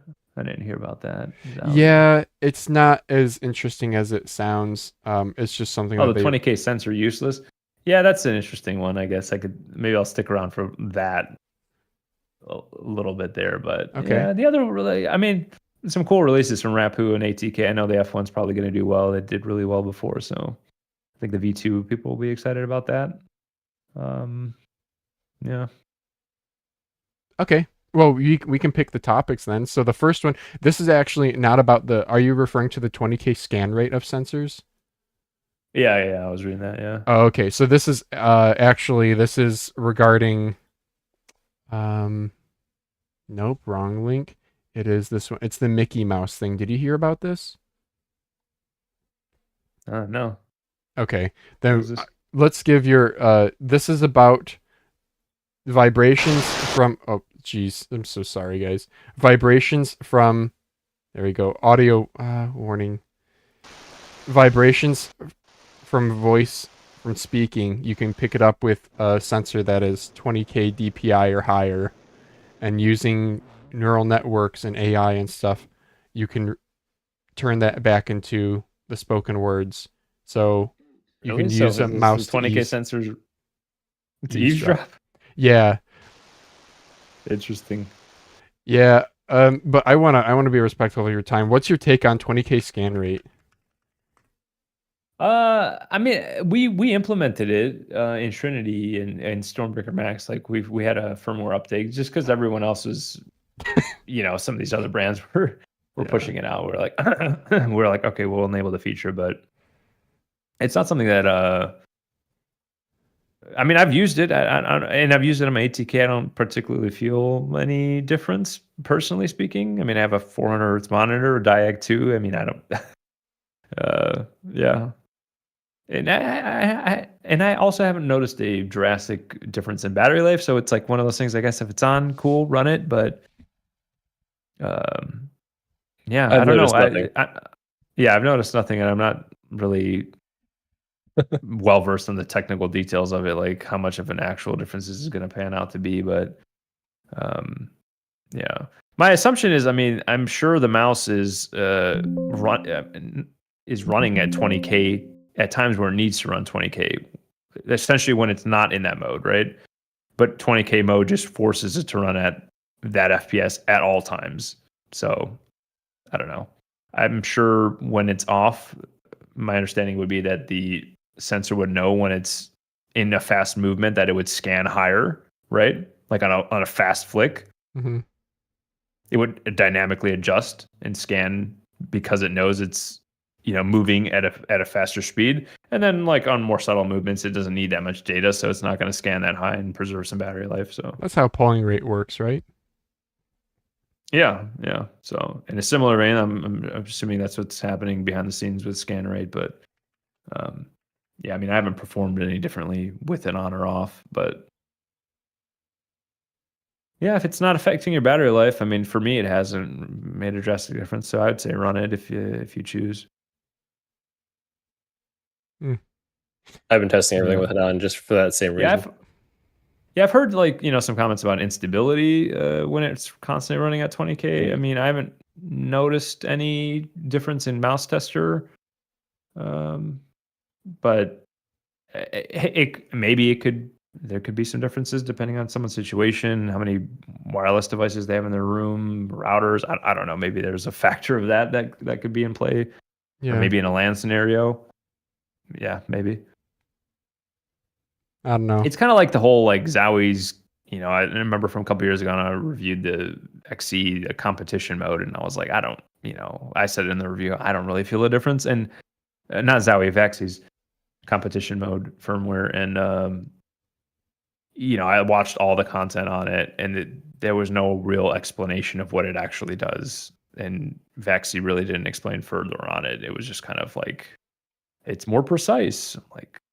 In what way? Is there any like measurable value that you can show me? Like, because Vaxee's very, you know, analytical. Like, I'm sure they've tested something. They usually do, but they never published anything on us. I'm like, I don't really know. Like, what are we talking about? Like, you know, half a microsecond of difference? Is that like, I don't know. Yeah. I think it's just a classic case of bigger number is better marketing. Yeah. Yeah. Bigger I mean, it number, looks more good. better. Hey, like, hey, you know, when you go on AliExpress and you see 20K FPS, like, It's like the scan rates in keyboards, like 128K Yeah, or yeah. whatever. 256. Yeah. People don't. bigger's better. I think people don't realize just how slow the human motion. My example I is. always give is like, go do the human reaction test, look at the variance in your reaction in milliseconds, and then learn that a lot of this doesn't like make a huge difference. I've in said the that end. too. Yeah, like I'll get like Yeah. I don't know, maybe like 150, 120 is like my best in the human reaction Really? test. Like, Dang. 120 is insane. Holy shit. Yeah. no, my best. Like I think I like by accident maybe hit it once, but usually it's like Oh, sure. 150 to 180 or something like Which is Right, still that's very reasonable, good. like yeah. a normal. But, you know, but sometimes you get like a lucky like. Yeah. But I yeah, said this last exactly. night though. I was reviewing the recording for the VT7, and like Pizzo had said that there like the click latency is 6 milliseconds, which is relatively egregiously bad compared to every other mouse. But like even that, you can like it's in like a margin of error for a human Yeah, I reaction mean, test. I remember doesn't feel Zowie, good. you know, had some flack for like they had, you know, 4 or 6 millisecond on their newer FK, you know, the wireless stuff. But I'm like, I've used my FK2. I don't really feel a, you know, any Yes. latency difference. I think it has to be over like, you know, 10 to 15 milliseconds for it to start to feel a bit different than another mouse. But Yeah. The but problem even is to your point, it's like most people are falling in that, you know, 200 millisecond range. And that's in a perfect, you know, like I'm watching the screen waiting for the fucker to turn green for me to My click. finger is like just itching to click that button. Like I'm waiting. Yeah. Like, But in exactly. game, like I'm playing Battlefield, and, like I'm not reacting at 200 milliseconds. I'm probably reacting at 400 or something. You know, like by the time you see the target track to it, like, and on top of that, you know, server related ping. You know, whether that's 30, 40, 50. Some people play at 80 milliseconds. You know, so there's a lot of Yeah. other things there that. Another way to Yeah, test it is if you're playing a game and like you have your ping up on screen, like and it goes to like 60, 65, and you're like, oh, this still feels good. And then it's like at 20, and you're like, oh, this feels relatively the same. Like, Yeah. although 60, 65 was pushing it, that's like Rocket League. I can still play fine. But I think where things and like another this thing is, I think a lot of people like in a lot of games, it doesn't even really matter. Like if you're playing Battlefield, COD, like Apex, then it's even less relevant. I mean, if you're It playing is. CS and Yes. Val at the highest level, okay, maybe, but I mean, again, that's click timing and like. there's so many other factors in like shooters like that aren't like the single click, like hit detection and like the recoil and the random bullets. That's just like change Yeah, which there's weapon or too much attachment focus. you're using. You know, that'll have a bigger Well, impact.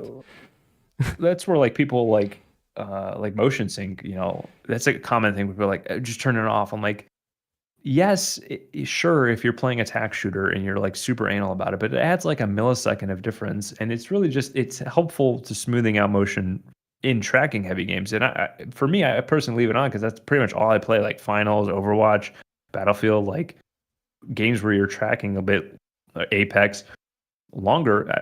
I like it on, and it's again like a millisecond of difference, but people get like so worried about, oh my gosh, like Yeah.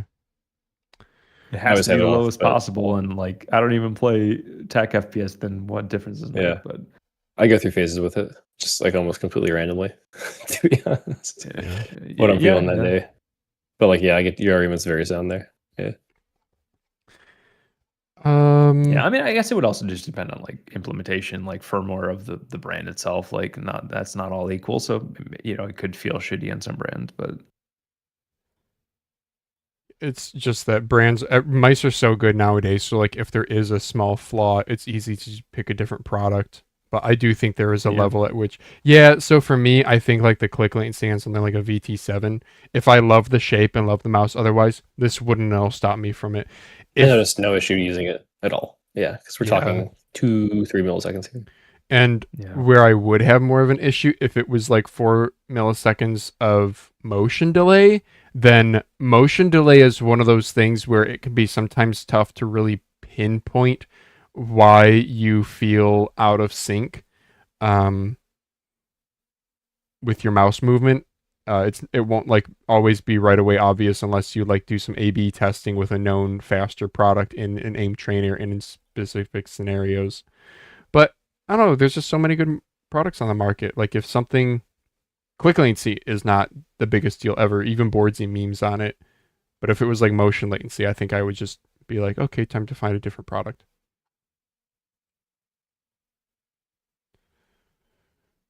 yeah, I mean that was like a big thing even a couple years ago when like 4K and all that was coming out. Yeah. And like it's if you're not paying more for it, and that's kind of what ended up happening is like 4K and 8K became the norm, and you're not really paying a premium price for it, then fine, get it. But I was always on the camp of the 1K side at the time because I was like, listen, if you have a great mouse and it has 1K, just keep it. Like you don't have to dump your mouse just to get 8K. Like you're not gonna notice a massive difference. Even just buying the separate dongle, like same thing. Yeah. Just probably not Yeah. worth it. Yeah. I mean, dongle, I guess, is maybe slightly more understandable because it's like $20 maybe, so it's not the end of the world. But, yeah, I think I just saw a lot of people like really like getting hyped about 8K, and when I was testing it at the time, I was like, it's not really that different. I mean, it's. But again, I think most of the stuff is for 99% of people is if you're not like at the highest tier of aim training or competitive play in your game, then it's kind of really pointless. 100% agree. Are we good to move on to was there another news topic that stood out to you, Lemonade? No, yeah, you're good.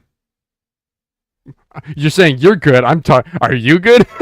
I see you don't have I mean, choose what you want. Yeah, I guess. I see you don't have the Melon's drama he had to deal with in here in the doc. Oh, do we want to? Okay, can you link me, or should I Google it for this? Did you see this, Lemonade?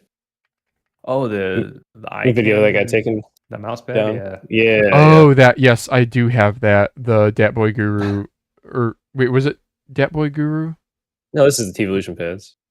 Oh, there was something else from Melon. Yeah, Melon had a video taken. He had like some Canada store like Artisan Zero copy or like clone, and he did a video, and then I got a copyright. It got Really? struck down the same way that my short did for Counterfeit. Is this on Twitter? It is on Twitter, yeah.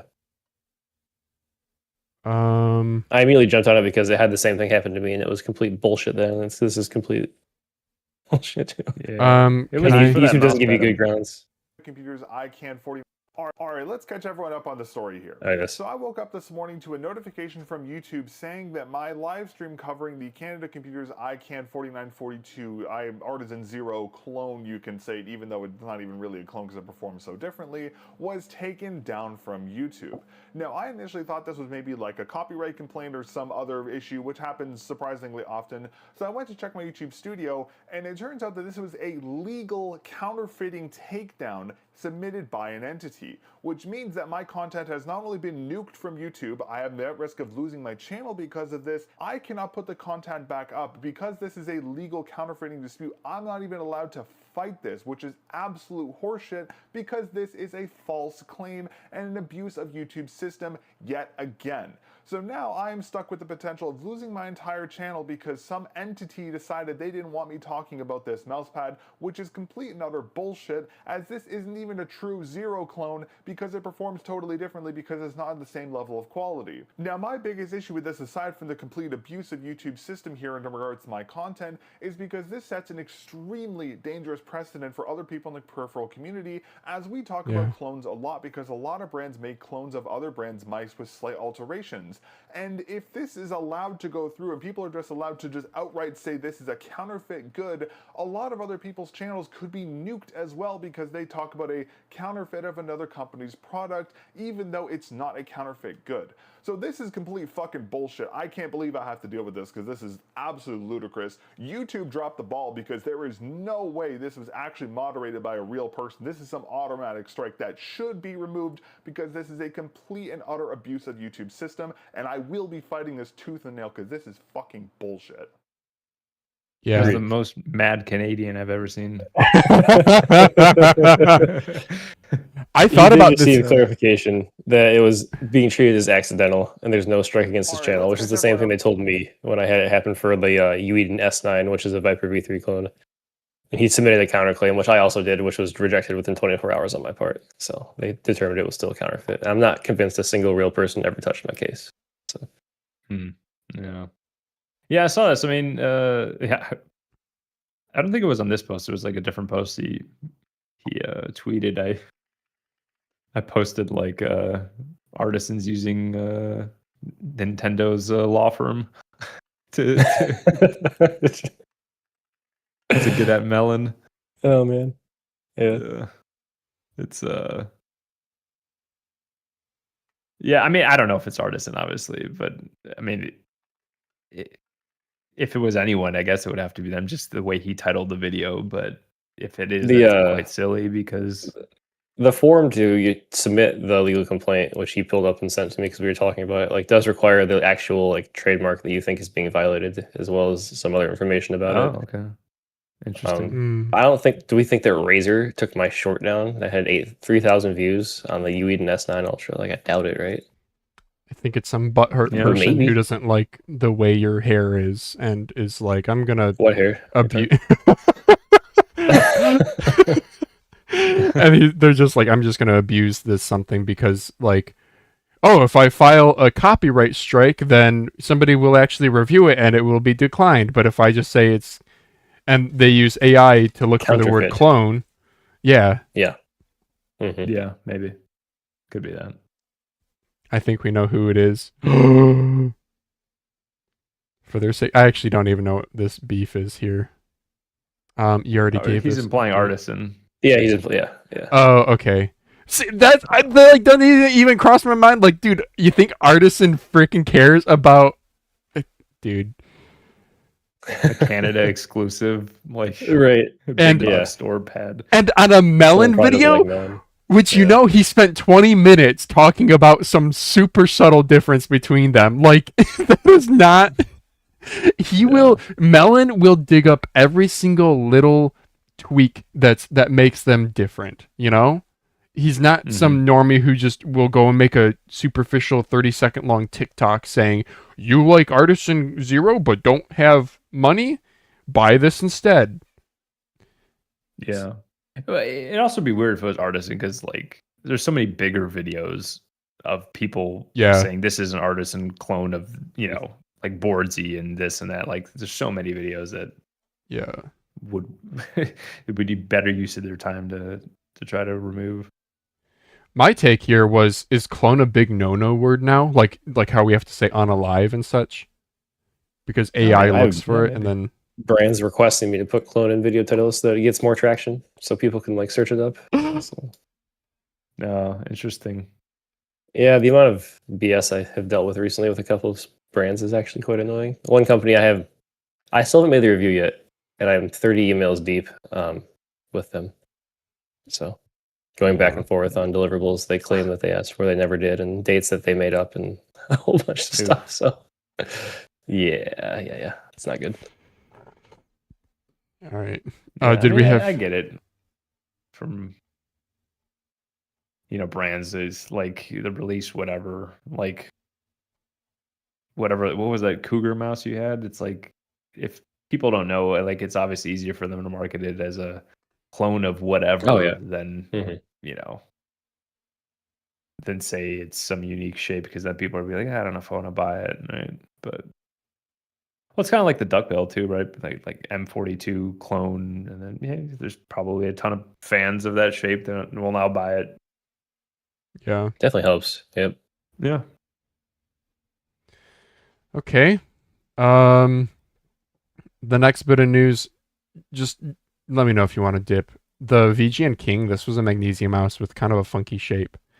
We've talked about this previously, but now it's officially released and we have like proper marketing materials. Though, why did Phalanges link the frickin' Chinese picture one? I don't know. Let's see if I can find VGN King. Find one with American English. Oh, yes, right here. Derp. VGN Dragonfly King. So it's magnesium solid shell. We do have the weight. It's officially released. Remember they were dodging that? Do you guys want to guess? Yeah, they were 55? 54. Did either of you guys see it? No, I didn't see it. Yeah, no. 54. Oh, damn. Yeah. I don't know It if was on the other thing you were showing. Yeah, let me guess. I already know it. So there's an internal keel structure, so like a skeleton to it. MBS button matrix balance system. So we've seen this a million times. Logitech G900 did it. Actually visible from the outside. It just means it's on pivots. Bro, my Google search is like insanely slow. You can sort of see the pin. You can sort of see. Oh, is this it's the ratings. I was about to say, is this Piezogle? You can sort of see it's on a pin here, so it's on a pivot. Oh yeah. So because like you mentioned, clicks on magnesium ice. If you're bending a magnesium fulcrum, that feels like dookie. Not to mention the manufacturing tolerances. So this is one way of getting around it. Just will cost a little bit more money to make. Yeah, you can see the pins there. Neuralink 3950. This is interesting. New optical switches, 160 million Kale VGN collab switches. They're a 5-pin optical. Magnesium roller, TTC gold wheels. Look at this CNC.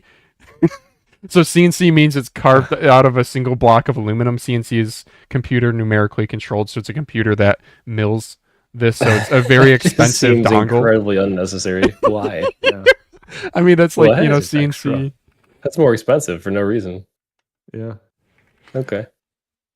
Bro, I could watch CNC videos all day long.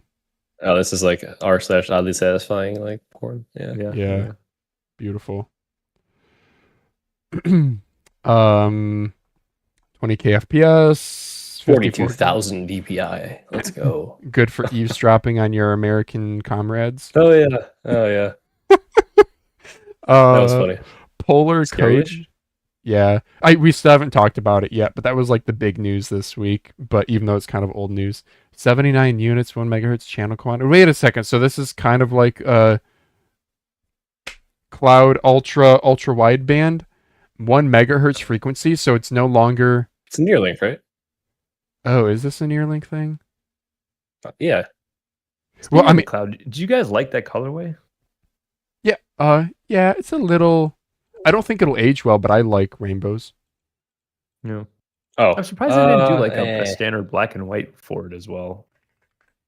Doing just that one colorway is definitely a choice. Is how I would put it. Yeah. Isn't that a marketing choice? I mean, that makes it so when you see this mouse, you know it's that specific the Ultra? version. Yeah. Yeah. Yeah, I guess. Yeah, I don't like the plain. It's a bit much, but Could they have done something better? Probably, but I don't know. They're swinging for something different. That's not a Chinese dragon or anime titty girl that they're doing on all their OGMs now. My only take is that I don't like the black. I think they should have done a different color for the scroll and side buttons and bottom. I think a white or a gray would have looked better. Black is too contrasty.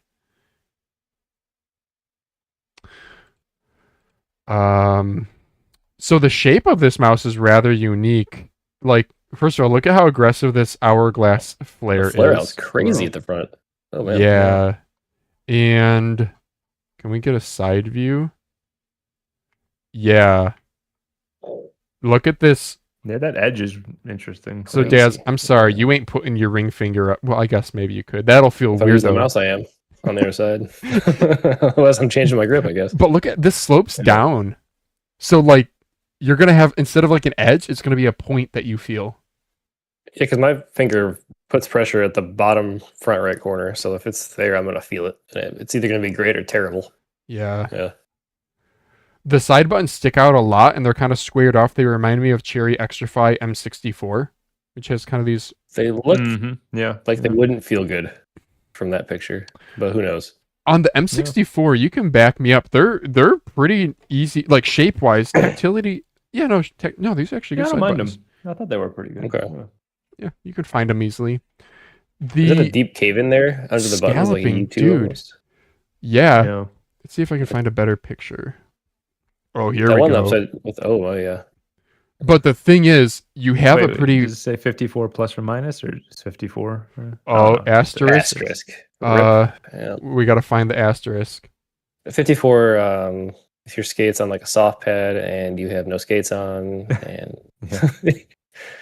Brother. Well, I don't know. Front looks interesting. oh, they actually call out the car they're modeling it after too. A 55 Mercedes Benz. Oh, wow. 300 Interesting. SLR. Huh. Okay, well, we I wait don't for think that to that's, load. anything like that. Right. Well, it's silver. Oh yeah, man, silver, there it come is. on. It's actually Like the a little 300. silver car. I put there. So there's a 300 SL and a 300 SLR. Isn't the 300 SL like the highest automobile sale ever? Maybe. Like at auction.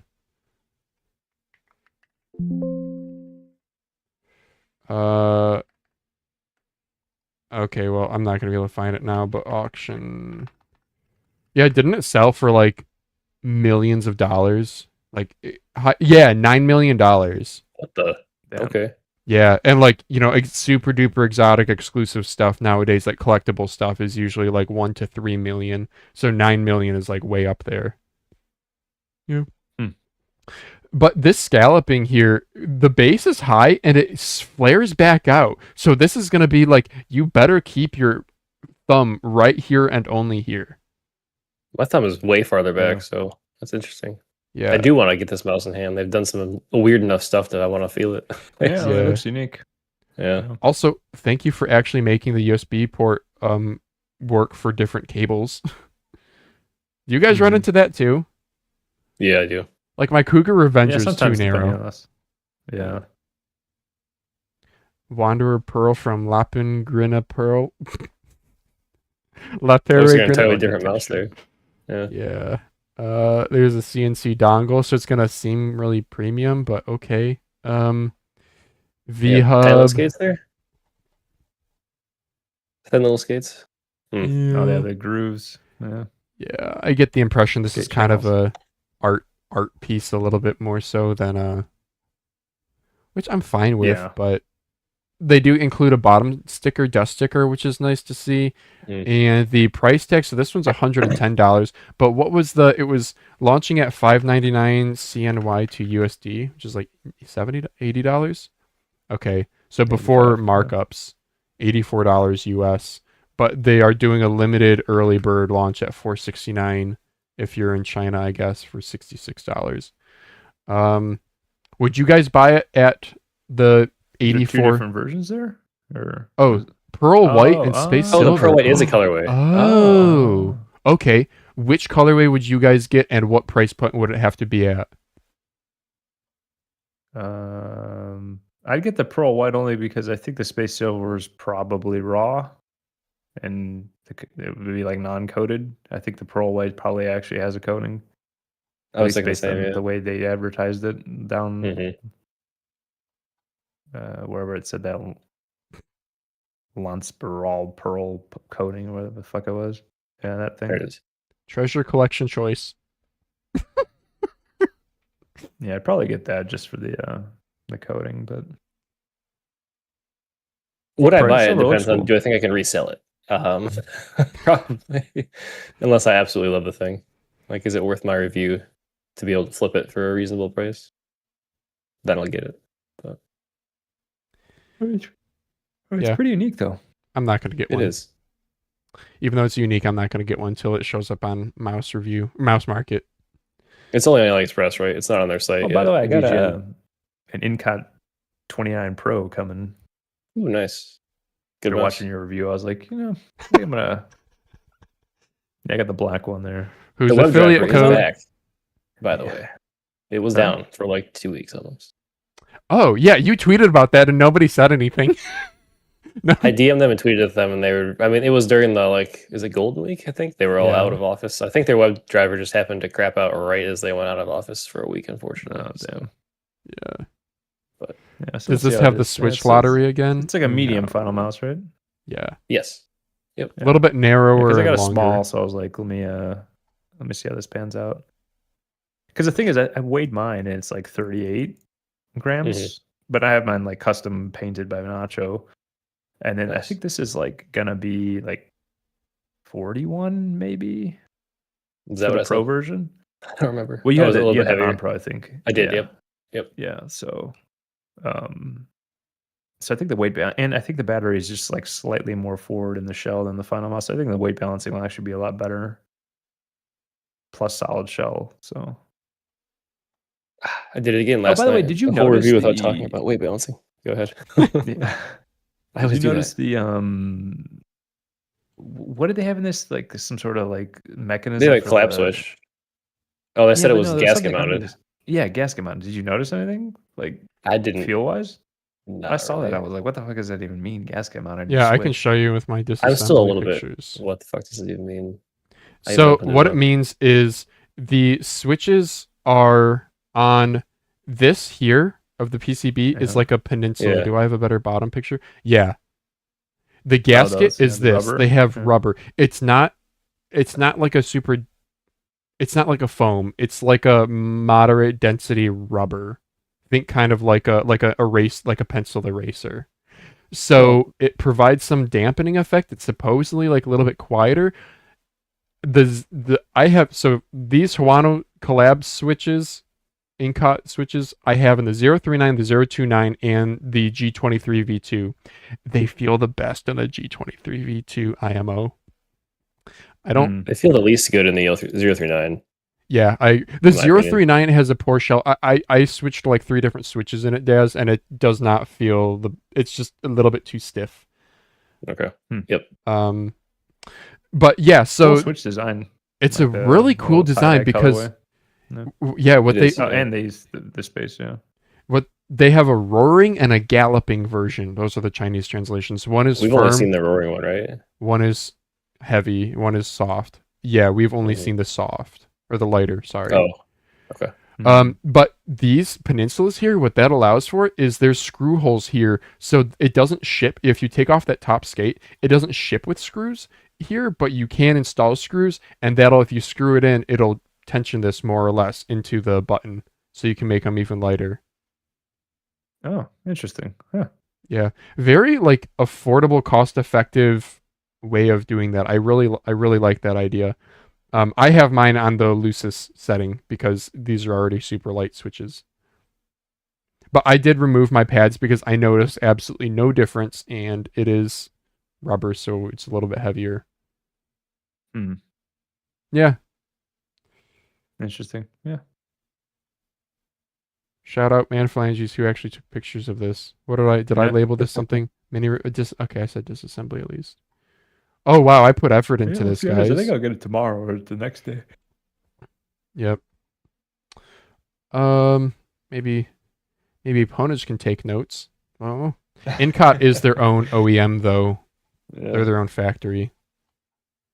Yeah. I mean, that's why I still try to buy mice like the ATK and this one and others, so just to keep in the loop. Right. It's different when you have it in hand, Or watch 100%. Mousecast. especially with stuff like this when we're talking like gasket mount. Like, how does that actually feel in practice? Yeah, they didn't do that in. I haven't taken apart the G23 V2, but in the 039, it's the same PCB design, but they do not have the rubber pieces. Oh, Um, anyway, guys, I think that's it for me. cool. I'm gonna have to skedaddle, but it was fun. This was a good time, guys. Yeah, Yeah. Thanks Definitely for doing everyone it. who chatting in the chat. So appreciate all you guys too. Is there any? Do you want to shout yourself out? Any best places people can find you and contact you? Pwnage Discord, you can find me there. You can find me on Twitter. I'm pretty darn active on there. I think it's just Lemonade or Lemonade Upgrade, I guess is the handle on Twitter. So you can find me there, guys. But yeah, check out Pwnage's website. Keep on our socials. We got Sim 3 coming out. A couple weeks. We should be getting our units in to ship to pre-order customers. So, and if anyone missed it, just go back in the podcast for little exclusives I showed you for some upcoming stuff too. So Yeah. Okay. Cool. Well, thank you so much for I coming guess- on. We'd love to have you back. Yeah. all right, see you I later. appreciate you inviting me.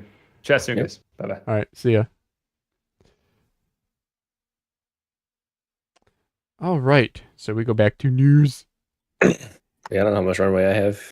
Okay. Trying to gauge kid sounds. This is a crazy long stream too, especially if you couple it with he was on for like 40 minutes with the Yeah, it pre-show. was 3 hours he was on there. Yeah, that's a lot. Yeah.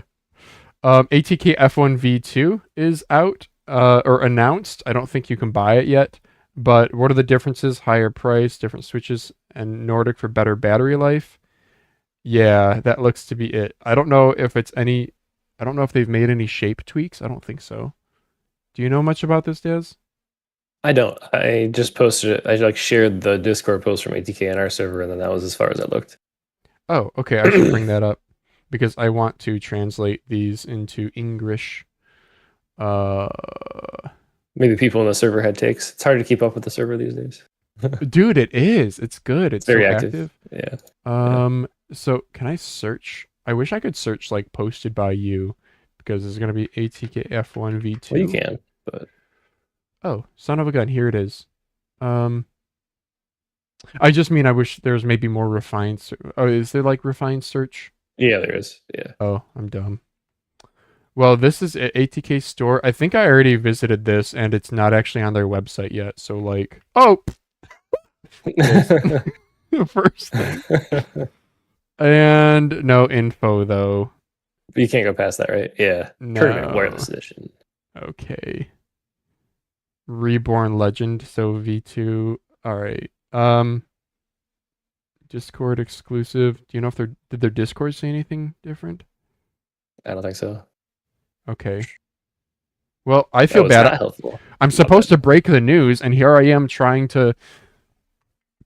And Devi Lung, bro, come on, please post higher resolution so us English noobs can image translate it. There's a. Oh, yeah, I just have like the Chinese version of all the stats that you probably have on your page too. It has the Nordic. Oh, there's different. There's a 54 L15 and a 54 H20 in different versions of the V2. There's an Ultramax, Ultimate, and Extreme. I don't know if you have that on the page or not. Oh, where was that in the Discord? It's in their Discord on the Mice channel. I will. I have can copy to a link. join their Discord. I'll just send it to you. Okay, that works. But yeah, you'll have to join their Discord in the process. Yeah. That's fine. Unknown. There we go. Join ATK. Oh, thank you so. No, it jumped because I accepted the invite. Okay. Professional podcasters, by the way. You don't have. I can just also to copy the image and not put a moron. There you Son go. of a gun. It's just in your messages now. There we go. Download this. Sure. Save. I'll dip after we talk about this. Okay. So F1 V2. Let's copy this and paste it into Yandex image translate. Yeah, I like Yandex generally more than Google Image somehow. So there we go. Ultramax, Ultimate, and Extreme. Fantastic naming. 10 out of 10. Oh, peak. So big battery differences. 800 milliamp hours now an option. 38 plus or minus 2 grams. TTC gold wheel. The other change are switches. Wait. Oh, wow. 54, sorry. Yeah. Yeah. 54 grams on the 800 milliamp. Okay. Yeah. ATK light blade mechanical fretting. Light blade Those are the mechanical ones that fretting. are like they're kill blades. I think we haven't like seen yet. It's like that white one in the images. Well, we do know that Kale White Swords? Because those are often translated as blade. That's most likely what this is. Yeah, that's what Okay. it looks like with like an ATK sticker on it. Yeah, These are probably my favorite Kale switches. So I like them a lot. Yeah, some people yeah. crap on them. I don't know why. Yeah, they're good. They're very spammable. They don't have the tactility that I like from a lot of Pwnage stuff, but they are very spammable. They're like if Omron actually made a good mechanical switch. Agreed. Yeah. Then ATK customized light fretting for the ultimate and extreme, which is going to be the FE, right? Yeah. Foot stickers, you do get upgraded anti-door front sticker, double flexi and anti-foot stickers. Okay, I guess you get like look at the battery life drop from the ultimate to the extreme with the different Nordic chip. Oh yeah, and like the 33% less battery. Yeah. Yeah. Which makes sense. That's what we learned about those different chips. Yeah. Which 80 hours on 200 milliamp hours is still good. But yeah. That's, it's probably double what mice are today. But I personally, I'm going to go L15. Right? Because we just saw it was like a different the clock version speed. is we even saw that like this 54 L15 is so much more performant in theory, spec wise, than the 52 series, which was already at the standard. So it's plenty good and better for life of battery. Yeah. Yeah. You gotta go? Yeah, I do. Okay. Well, I'll carry on without you. We gotta get through the mouse news. I will listen. Yep. News must go on. All right. Okay. Thanks. All right. See you, Daz. Yep. So I would buy the Ultra Max because that's $33.95 and gonna be way cheaper. Nope, I lied. You get pink and pearlescent blue with the Ultimate, so I'll probably go with the Ultimate because of the nice colorway. Price tags are $392 CNY to USD, so $55 US. Oh, this is gonna be like an $80 mouse. So the lowest tier is $279. This is again the pre-AliExpress tax, so $39. That's pretty attractive for people living in China. It's definitely more money than like other stuff, but they do try to position this as a more premium product. $539 CNY to USD, $76. Not the cheapest thing. For the very top tier. That's just crazy. I never understood why it's. I don't know. I personally would not pay that big of a price jump for 54H20. If you guys don't know, the difference is mainly in power consumption of these chips, the L15 and the H20. Razer on the Death Adder V4 opted for the H20. If you look at the processor specs, they're pretty much the same. They're the same processor. It's just that the H20 is clocked higher, like significantly higher megahertz frequency. But I don't really know what that means, especially since it seems like I want to see some PiezoGal takes on this, maybe. The difference in clock speed, if that actually means different things. I didn't think that even like the Nordic 52, Older's 52 series was at all the bottlenecks for 3950s, but maybe people know something that I don't. The big thing is battery life, though. Yeah, it's just like Daz pointed out, the L15 is much lower power consumption than the H20. So that's pretty cool. I should post this someplace. I'll just post this to our Discord. Discord link is in the description if you guys want to check this out. I will post this under mice. Sure. Posted translated picture. H20 is apparently $20 more. Yep. Oh, Mr. LKL, thank you. If I recall correctly, H20 has an integrated USB controller. L15 needs a separate USB chip. Okay, so maybe comparing them directly, power consumption isn't fair if the different chip is also needed. But yeah, I don't know.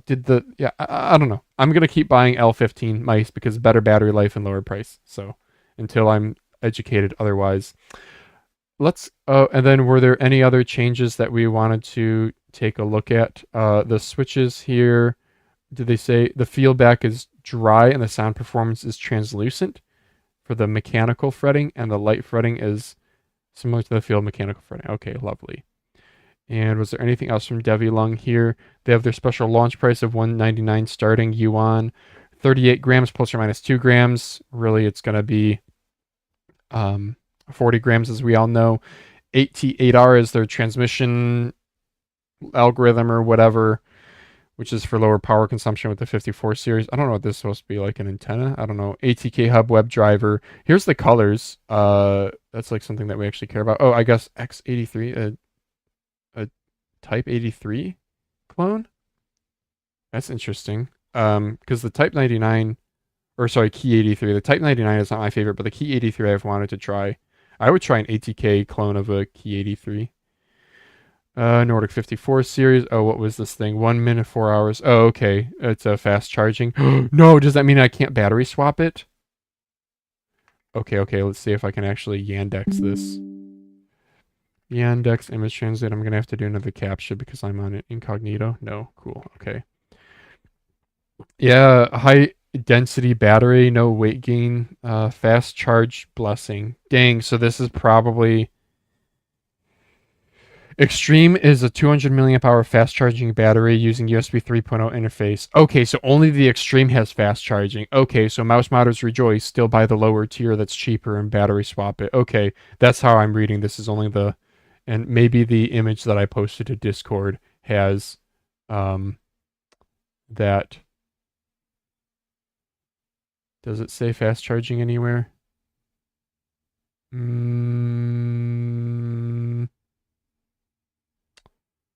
Doesn't say anything about fast charging. Oh, yeah, it does. Sorry, here, right next to the battery. I'm dumb. So only the Extreme supports fast charging. Sure, I guess fast charging is cool if you don't do a battery swap, but I do battery swaps, so. They're just in general ARM-based MCUs, says Mr. LKL, 2.4 gigahertz and Bluetooth protocols in them. They just have to be popular in mice. They could also be used in an ESP32 style dev boards for random IoT things. Yeah. That's English, and I sort of understand it. There's 2 dongle options. Nano 8K is what they're calling this, and the gem, because it looks like a gemstone, I guess. Sure. ATK Web Hub. Here's the colors. Which one do you guys like? I am partial, so I like... Where's my F2? Good gravy. I love it, and I don't have it, like, readily available. Well, I color swapped the scroll wheel on mine because... Oh, there it is. Because I think the black on the blue is a little bit too stark. But I like the white. I changed mine to a white scroll. So I like the pink for that, but this looks too Sora. So I think I would go with blue is what I would go with. But you have to buy the middle tier to get these colorways. The lowest tier is only white. The upper tier, you can also get a Leviathan branded one. But yeah, I don't think I'll be picking one up. I really do like the F1 already, but I am not going to pay a bunch of money for an MCU upgrade. I think that's it. Oh, there's a Billy video? Or Billy link. Oh, here we go. Devilung did post it. What a goat. Alright, well, it's not going to load for me, so let's go on to the next bit of news. Rapoo VT 950 and 950 Mini. So these are a little bit different releases. I'm not going to talk about them in depth because this is a vertical of mice. They are a vertical mice. They're a segment of mice that we don't really care about. But sure, Rapoo also has these. So Rapoo has a lot of stuff. I wonder how the sales of these compare. This is 105 grams. It's a big old comfy mouse. VT0 Pro. I could have sworn it was called 3398 sensor, which is their 3395. Yeah, big old battery. Is this using new 160 hour? Okay, it's not using a new MCU, but it's using a big battery. So, and then there was also a mini version. I don't have that linked here, but they also made a mini version, which I think is kind of cool. That's kind of cool to see. Like, that's like a gaming mouse thing to have a mini version, but now they're also doing it with their productivity mice. I'm here for it. Won't be buying one, but sure. V30 Pro. Here's another weird one. This is again 3395 or 3398. They call it rechargeable battery, 160 hours. So this is going to be using another 800 milliamp hour battery most likely. They have their C-click thing going. Oh, look at this zoomed in exploded view. Look at that. You can even see it's a 10 millimeter encoder, if that's to be believed. Their skate design is wild. Look at how they have this like center cutout module for... I wonder if the other mouse is like that.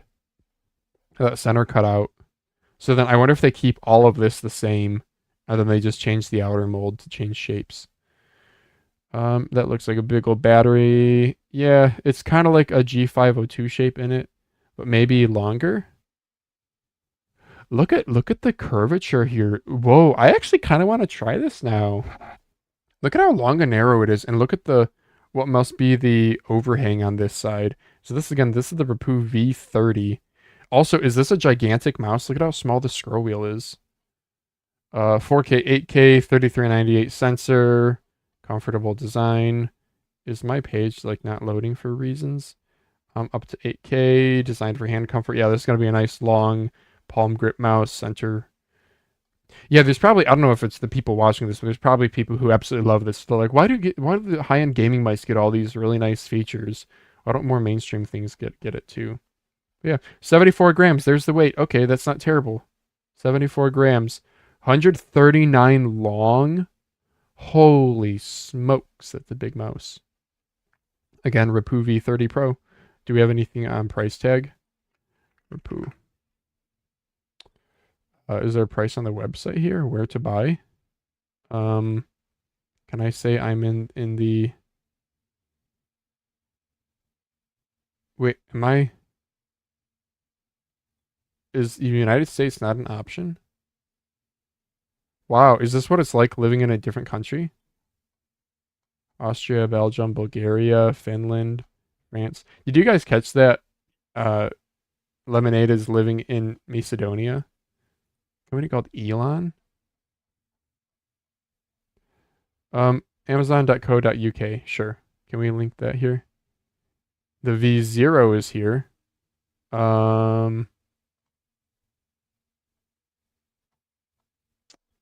V200. Look at this shape. Wait a second. What is this here too? This is another 3398 mouse. Look at this. This is a decent looking shape. Kind of like a Sensei. Wow, I'm discovering stuff live on stream. Yeah, I know I'm on the EU site for... Oh, I'm on the EU site for... for Rapoo. Rapoo EU. Oh, well, that's, I think, if I go to... if I just delete that and I go to the American site, is there actually an American site? The C-click is cool to see. Yeah, this is actually like a decent looking shape. What's the weight, though? Yeah, page not found. Yeah, that's right. That's why I was on the EU site. I don't think it's on the US site yet. Look at all the... Are these all skates? Or is that just like design aesthetic things? Optical sensor, 10 programmable buttons. 73 grams. Okay, so this is like a more mainstream mouse. Doesn't the shape look nice, though? Kind of feels Wise Owl Cloud or Sensei. I don't think we have dimensions. The first thing I click, it's dimensions. 125, I think that's cloud dimensions. If I go to Elo Shapes, let's see if Elo Shapes has, they do not have like spam prevention as far as I can see. So if we do Wise Owl Cloud Ultra, sure. 126 by 68 by 38. So yeah, this is like a cloud. Heavier though, 73 grams. They probably have a big old battery in it. Yeah, probably the same 800 milliamp hour battery, but still cloud is probably the way you want to go unless you really want those top DPI buttons. Well, that's cool. Found a new mouse, Rapoo V200. Wait, can I find more? Can I find more mice if I search 26,000 DPI? So the VT0 Pro is the one we just looked at. So that's 64 pounds. This is also 64 pounds for the V200. Here's the VT0 Mini. V3 Pro, that was the one I was interested in. So these are all like 64 pounds. Look at this monstrosity. There's... Wow. Modern. I'm sorry, I'm learning so much. There's all these different Rapoo mice that I like didn't know about, but I like don't really care. I mean, they do have high-end sensors, but the weights aren't all that competitive. So... Yeah, okay. Let's go back to let's go back to other things that are maybe more relevant. Wraith W1, this is kind of cool. This is not released yet, but Wraith Esports, two-tone colorways of the Wraith W1 releasing in November. In chat, what shape is this?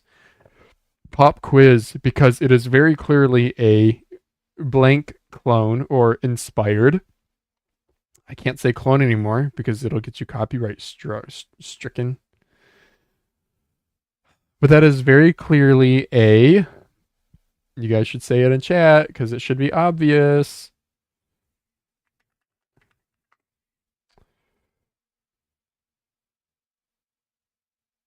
I know there's a bit of a stream delay, but it is 100% a Zowie FK1. Even the side buttons, dude. Which I'm really glad to see. Like, how has there not been... How come there's like 8 different types of GPX, but there's no Zowie FK? Like, people just forgot about the Zowie FK, and it's such an amazing shape.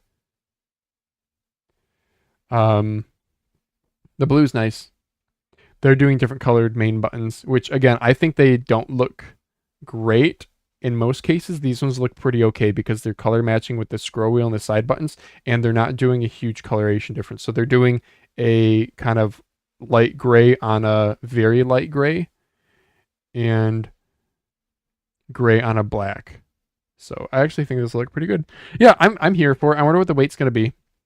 Yeah, again, there's no good like wireless super light Zowie clone. It's basically Zowie DW series. Yes, the Viper V2 is close. Yes, the Glorious Model O is close, but they're not. They're too angular. The FK is better. FK would have been my end game a long time ago. I even did a G305 wireless mod into a Zowie FK. G305 wireless mod Zowie FK. I wonder if I can find it. Custom Zowie FK2. Yeah. Yeah, I did one of these way back in the day. I still have the parts somewhere. It's pretty wild. You have to like... Yeah, so like a 3D printed base. This guy cut holes in it, but I printed the same base. And you had to like mount the switches way differently. So see the switches, he had to cut the PCB here. So yes, you have to do that. And I believe one of the cuts you have to do is where the antenna is. So you have to like resolder the antenna PCB. I think that's this here to make it fit. Yeah, that was a pain in the butt mod. What we used to do back in the day, dude, we are so spoiled by good options this day and age. Like back in the day, your options for like good wireless was like Logitech G Pro wireless and Razer Viper Ultimate. That was like it. So that was the Wraith Esports W1. I do follow them, releasing in November. I hope that comes through. Glorious Model D. I love that I got downvoted on this. This was posted by me. Paul Vincent Glorious lost their mind. This is nothing crazy new. It's just the D3 is like how we saw the O3 with their hot swap battery system and different shape now. It's good to know about these things, guys, because I think what the major guys, what the people who have presence in Best Buy and other major stores, I think people should know about this because this is what normies buy. This is what normies see. Normies don't know about MCHOs. Normies don't know about Deluxe and WL mouse. So, but they do see these. So I don't know. Yeah, pay attention. If Glorious sells these like gangbusters, then maybe we now know that hot swap batteries are a popular thing. I don't think they'll ever be, but 69, sorry, I never talked about specs. 69 gram weight.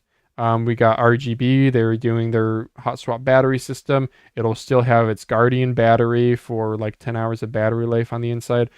130 million click optical switches. Yeah, I still remember, was it Fresh Review said the one unfortunate thing with this battery is if you really put your palm up to the butt of the mouse, you can't 100% feel the battery sticking out, which feels kind of weird.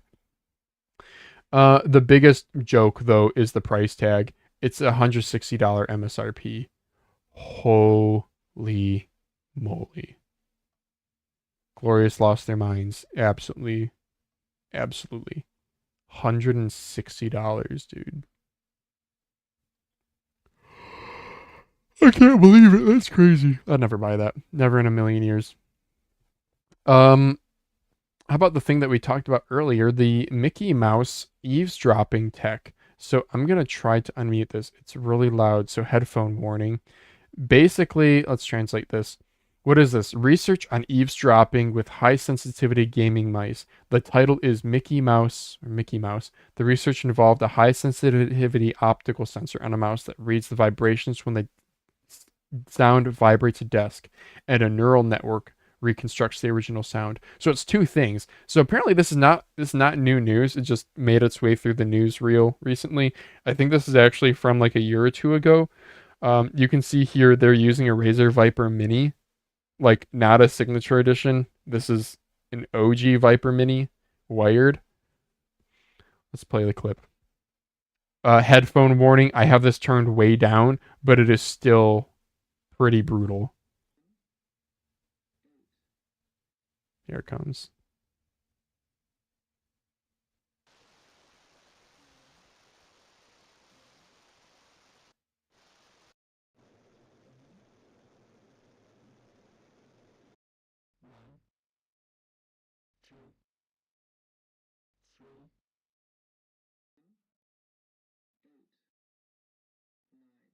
My headset decided to turn itself off there for reasons, even though I was listening to something.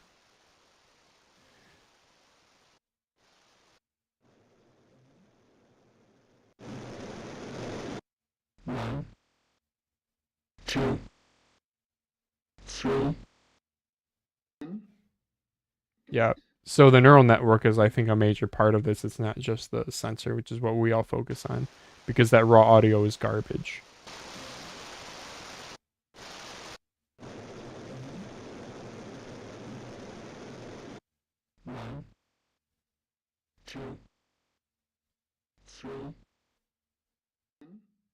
Yeah. So I think that's pretty cool. Now the discussion question though is, now is the and this is an American focused podcast, I guess. Sorry. But now are all the Chinese brands using mice to have firmware to eavesdrop on everything we say? And then are the web hubs sending that information to the CCP? Nah. I don't think it's that big of news, but it is kind of cool to think about. It's cool to think about that, like, espionage and stuff. This is like not new news, but like this kind of level of espionage and tech is kind of cool to see. There's probably things that we are not at all aware of that go on all around us. I don't know what DPI this needs to be at, but again, this is the Viper Mini sensor is what, a 3335 variant, right? And those are like 10,000 DPI, I think. Razer Viper Mini wired sensor. Razer Viper Mini wired sensor. 8500 DPI. Yeah. You know, I thought I read that 20,000 DPI was what was needed, but that might have been regurgitating this information from some Reddit post. So this picture, at least if this video is to be believed, this is a Viper Mini. Unless they've changed the sensor in it, but why the heck would they do that? Like, why? I don't know. That's pretty cool. I don't know. Do you guys have a take on this in the comments? I personally think it's neat, but nothing more to say. Let's go to the next topic, which is, oh yeah, this is has some discussion. The Wooting Respawn store. So Wooting is launching an outlet for refurbished products. They'll be at a discount. So, for example, they're saying 25% off. So wait, that is Japanese yen, right? So 27,100 JPY to USD. So the normal price is $178, and they're bringing it down to 24 $133. So I don't know why my like enter key isn't working, but whatever. $133.81, $134. So that is dropping it by $50. Discussion question is, would you buy refurbished from an outlet store like this? Me, very simply, the answer is instantly yes, because I'm always looking for a good deal, and I mod stuff and I refurb already. So the idea of like having something that's used, even with gamer gunk on it, I'll still clean it off if that means I get a discount. But I can understand why some people might not want this, particularly if, like, I don't know, Hall effect sensors are really sensitive, so if some homie like nerd raged all over this thing and borked like half the keys, and if the refurbishing outlet doesn't do a good job catching these things, then you could end up with a problem. But at the end of the day, I think as long as you are As long as there's a good return policy, I say why not. So like a Wooting 60 HE refurbished JPY to USD comes in at $124. Sure. I don't know. Yeah, what do you guys take? Also, Mr. LKL regarding the Mickey Mouse eavesdropping text says the desk needs to be the perfect thickness and rigidity, no mouse motion, and no mouse pad for it to work. Yeah, yeah. There's some caveats to it, but like anything, just remember that technology will improve. People will figure out new ways to do things. As a proof of concept, I think it's pretty cool. What did they show in the Mickey Mouse? What was it sitting on? Yeah, they have it sitting on. They have it sitting on. Is this. What is this that it's sitting on?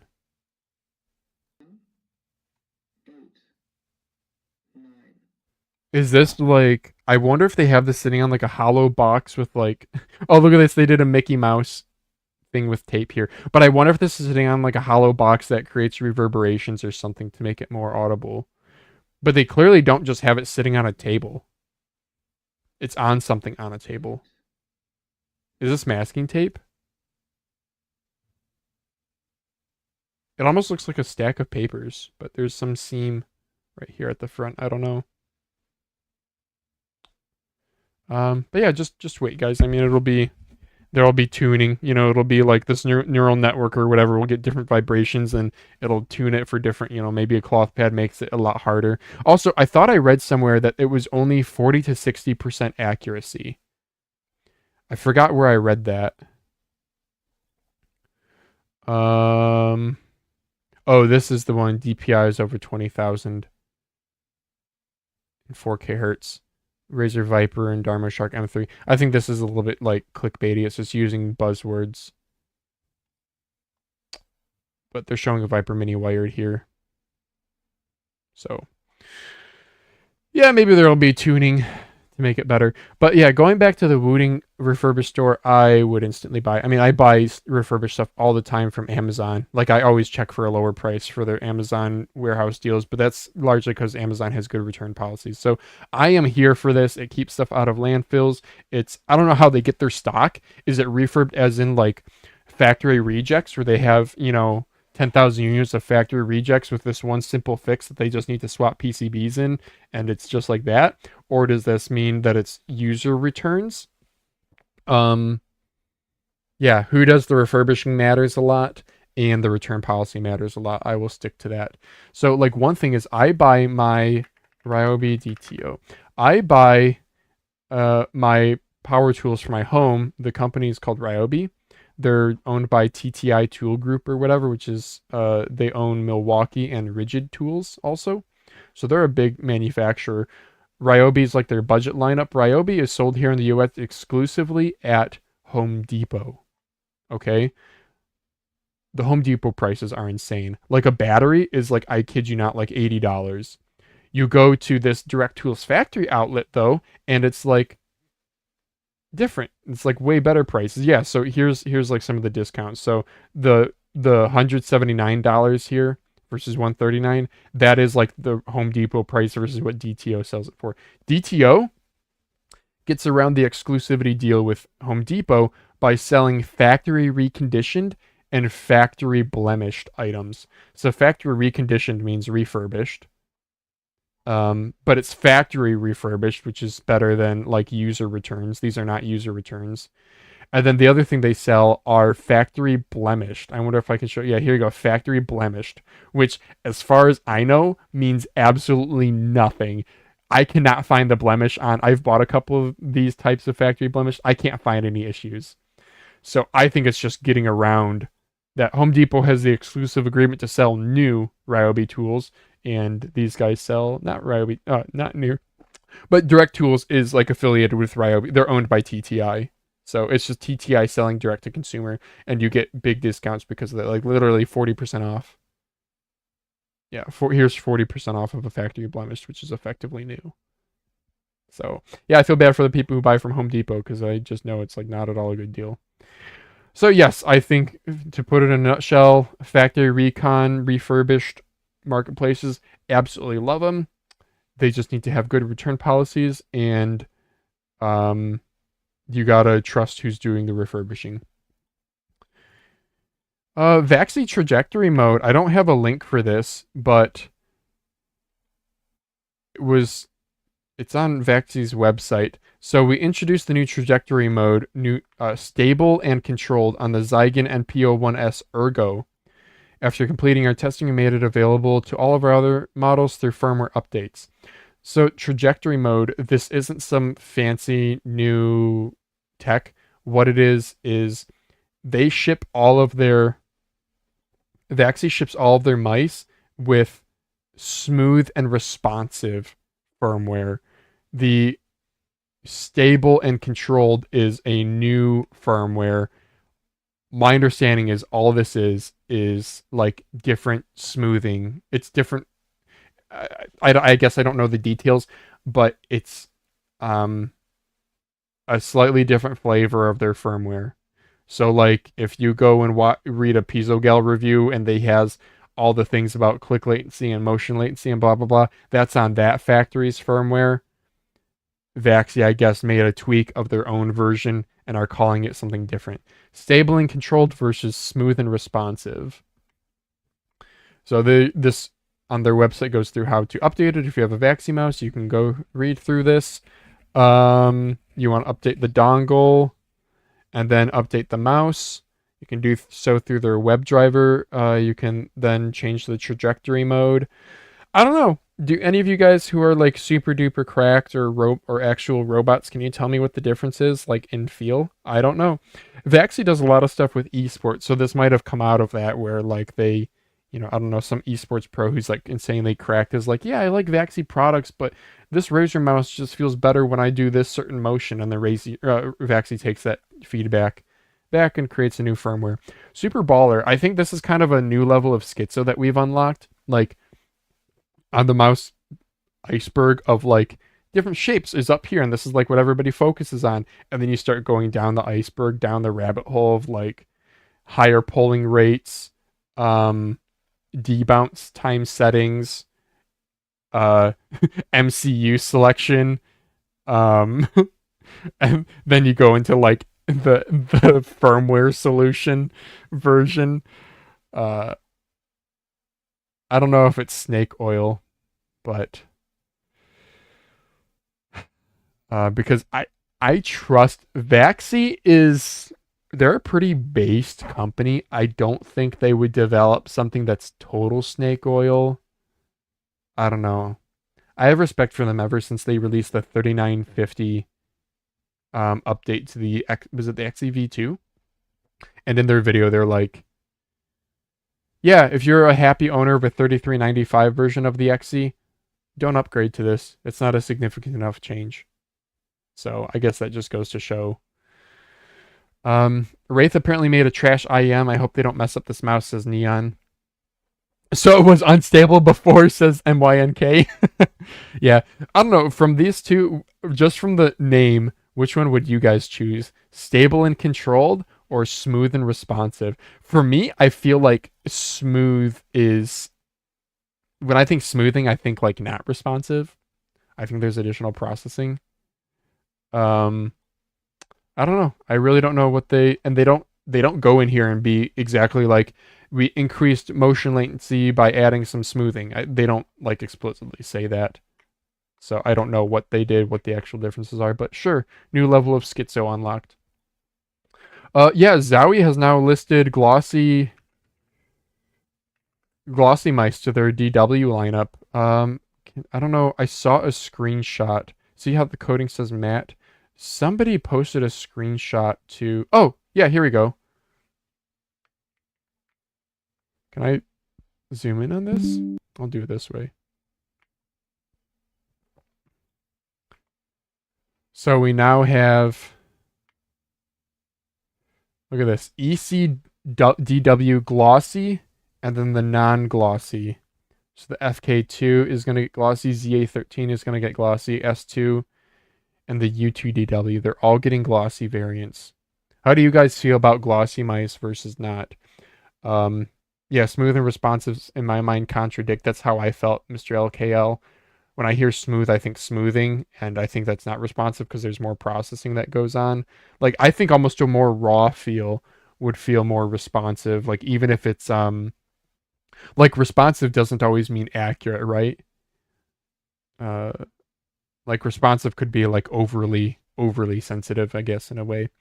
I don't know. I like glossy mice. I'm glad that Zowie's doing this. We like to talk about coatings a lot, and I think glossy mice is one thing that's been forgotten about. Like, all these mice come out with these different coatings, and Zowie, you know, they do care about like brand reputation a bit, you know, like in the esports world. So like if somebody on the esports stage has a super yellow GPX or something, I think they would not be happy about that. But glossy, sure, you're not putting on a coating, you're just changing the plastics finish. So I like glossy mice. I still prefer a good rubberized coating over a glossy. To me, a glossy finish is like a 7 out of 10 coating. I'll generally prefer like I'm looking at my MCHO's L7 Plus, my Viper V3 Pro White. Like my ROM ER21 has a really good coating. I would take those over a glossy mice, I think, most of the time. But I also do really like glossy, especially if you get a nice color, because glossy just looks very pretty. Glorious D3 we went through, ATK, VGN King. I think that's everything. We'll do a quick doom scroll through Reddit. I know this show is longest mousecast ever, especially with the pre-show. Elo Ships desperately needs this angle. Yeah, I think Elo has talked about this. I know Ratings has this, but Elo doesn't own all the mice on the website. He goes off of manufacturer images, especially since he tries to be so on it with new releases. I agree. Personally, I would trust more the front than the back, because the back you usually have a hip flare which covers things up. But yeah, Ratings does have this. Oh, he did respond. So Nate Cirque, Ola Christian says one major reason back views are rarely rarely available, and many manufacturers don't include this angle, leaving me without reliable references. Yeah, that's the thing. Elo is big on, he doesn't put things on his website with incomplete information, which I respect that. Yeah, some companies do provide, like, I personally, I would prefer a bottom view. But again, bottom views are not always there. But bottom views will give you an idea of the overhang, because you know the skates here, this is the rim, so you know all of this off the back, this is overhang. And overhang, I think, is incredibly important. People don't talk about it enough. I don't know why. I don't know, as maybe I'm just biased as a fingertipper. Oh, the second reason is that creating back views is significantly more work compared to top and side views. I already spent a lot of time on making the outlines, and adding the back view typically doubles the time needed for each mouse. That said, I previously avoided adding sensor positions for similar reasons. That eventually I found a method to make the process faster and more consistent. Yeah, I really wish that Elo had like, I really wish he had like an AI Sora image processing thing that could just spit out, like, you know, give him like 5 versions of the outline and he picks the one that looks the most true to form. It would be even really cool to see, like, if you saw some, imagine we get a front view of a mouse. So like, G Pro X Super Light front view. I wonder if we can get a really good front view of a mouse. Bro, I don't know why maybe, like, it's fast if I don't use. Yeah, these are all zoomed in too much. Let's try Lamzoo Atlantis. Lamzoo Atlantis. Yeah, that's not the best example. Let's look at Lamzoo Atlantis bottom. I wonder if I can even look up Lamzoo Atlantis manual. I wonder if I can find a manual. Yeah, Google's like really slow, I guess, if you're on incognito mode. I was hoping for, okay. So from a bottom view, you can tell the overhang, which, like, the Lamzoo has a lot of overhang. It's very angular feeling in hand. I'm trying to find, in some manuals, they have this as a outline, like how Elo Shapes does. And what they'll do is they'll outline both the base and the top. So you have two lines to distinguish. If Elo does man, I can't get a good, everyone's like zoomed way the heck in. I just want a good front view. Well, yeah, see, they have the camera too close. What I would want to see from a front view outline is I would want to see a line showing the front of the mouse and another line showing the hip flare. And if there's any geometry in between, I would love to see hidden lines. So like hidden lines on drawing. Dashed lines. So there you go. Here's a block with a hole in it, and that's how you, in mechanical engineering, this is how you draw hidden lines. So for example, yes, if you have a part like this, your top view, right, if you just look at the top, yeah, but you want to be able to see this hidden line underneath. But it's not like every manufacturer does this. Sometimes they're in manuals, and I've linked Elo things sometimes if it helps him with his outlines, especially if it then becomes like a simple copy paste into his website. Then he doesn't have to sketch it. Just use a manufacturer line, because he goes and manually traces this. He told that in our podcast. I think he did say he has like ways of making this faster. I think he said something with the sensor position in particular, but it's like still a pretty manual operation. I don't know.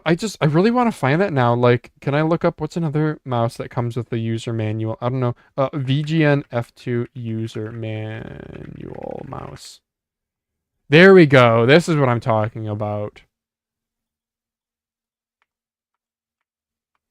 Okay. Like, top view.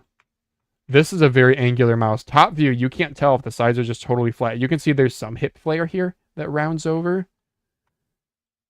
But it's not until you go to the bottom view that you see this massive overhang. Yeah. So, yeah, I've sent these to Elo before and just been like, yeah, if you can just like erase everything and then just pick which line you want to use as the outline. Yeah, because think about it. If he only did the bottom view as like, you know what he could do potentially? Is he could overlay. So for the bottom view, you could do the bottommost or the innermost outline here. I mean, the actual bottom view is more like this line because you have the beveling to the edge. And you could overlay that into this. And then you have to get into like lining them up perfectly and stuff. You know, it's more complicated than what people realize. PTSD from engineering drawing classes, right? I enjoyed engineering drawing classes. There's something about making technical illustrations that you can instantly look at and understand, and other people can manufacture that part.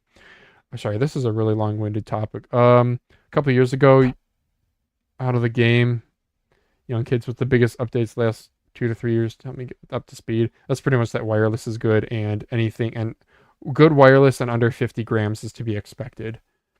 He has here G703 in the really nice white colorway, Death Adder Hello Kitty edition. This is Tough M4 final. Bro doesn't realize how much money he has here.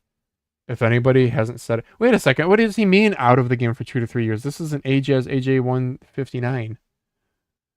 But he has here, here's a final mouse in white. Here's a final mouse Scream. These go for stupid money. This might be a final mouse here. Here's a Cape Town. Here's a Downward Shark M3 League of Legends Edition Logitech G Pro.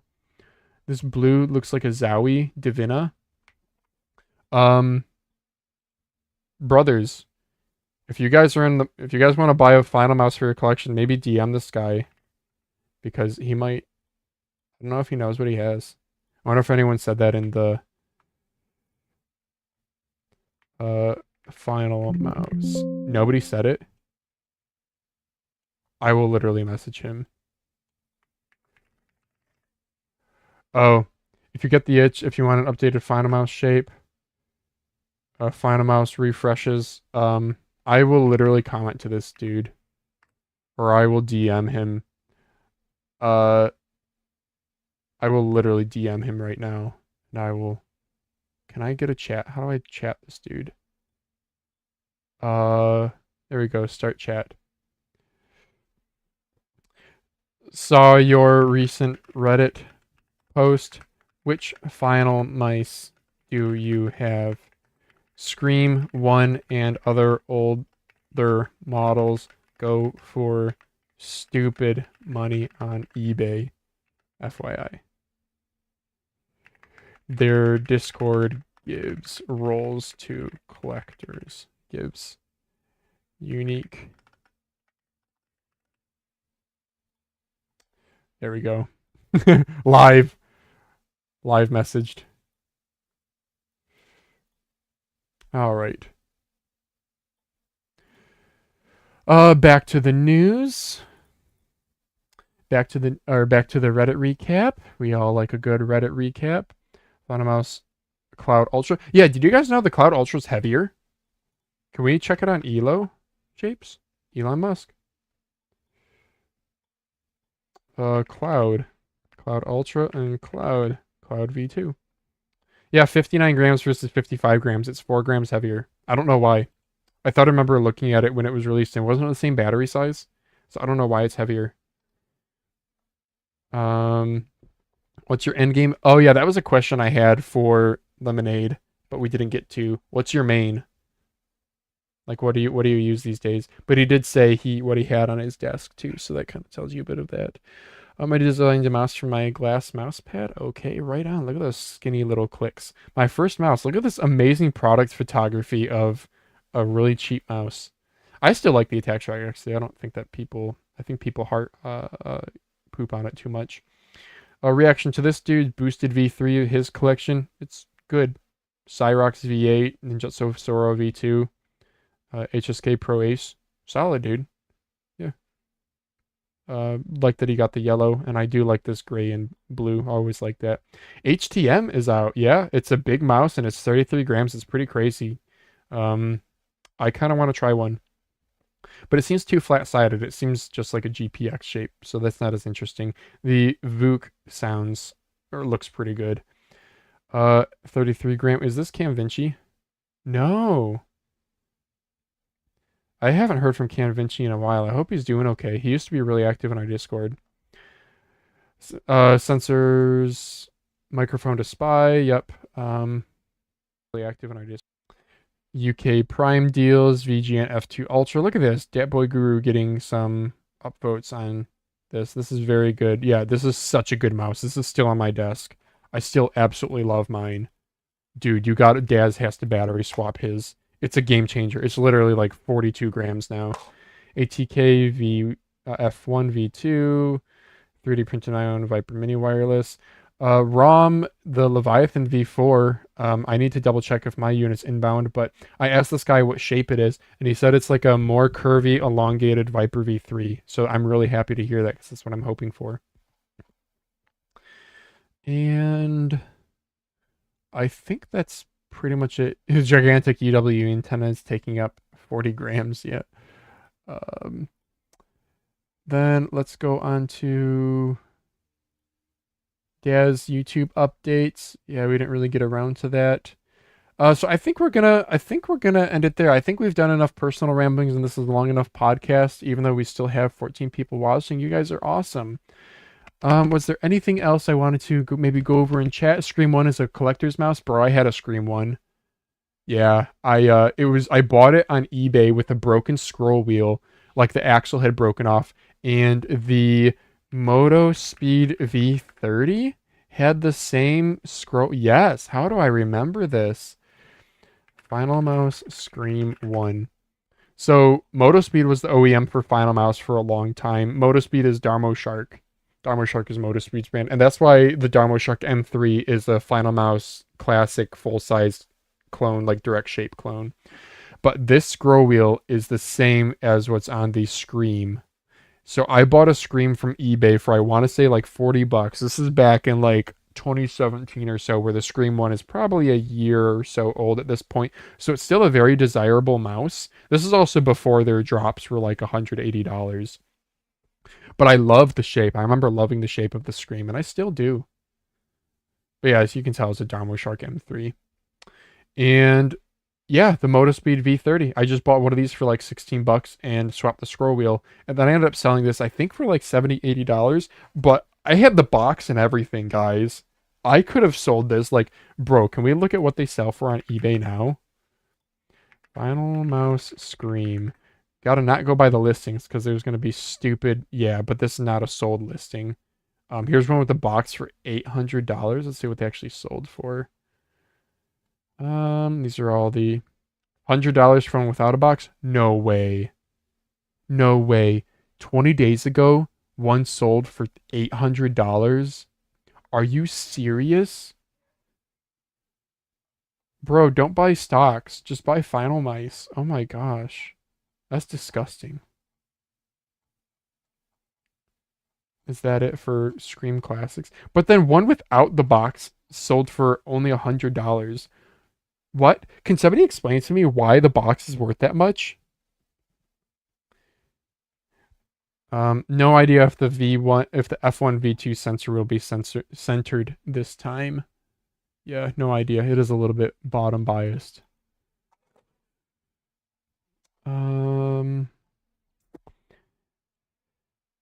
Okay. Well, wow, it's 10:22 and I still got to do timestamps. So I think it's time to wrap it up, ladies and gentlemen. Thank you guys so much for watching. Yep, I think chat. Thank you guys for being active in chat. And we'll be back next week. We have a special guest next week. Let me just go to my doc here, because next week we have the next Mousecast is actually going to be rather soon. It's going to be this Thursday, October 16th at the usual time, 10:45 p.m. Eastern Daylight Time. We are having special guest Joel from Tevolution coming on the pod. That's very exciting. Again, live at 10:45 p.m. Eastern Daylight Time. We will tweet about it. Follow me on Twitter. Actually, don't follow me on Twitter. I'm not very active there. Follow me on YouTube. The Discord's the best way to get in touch with me. Also, Mousecast notifications there. Sign up for our Discord and get yourself the role to get notified. Yeah, thank you all for listening. We'll be back on Thursday, like I said. Like the video, it helps the algorithm. We'll be back with another episode. See you guys.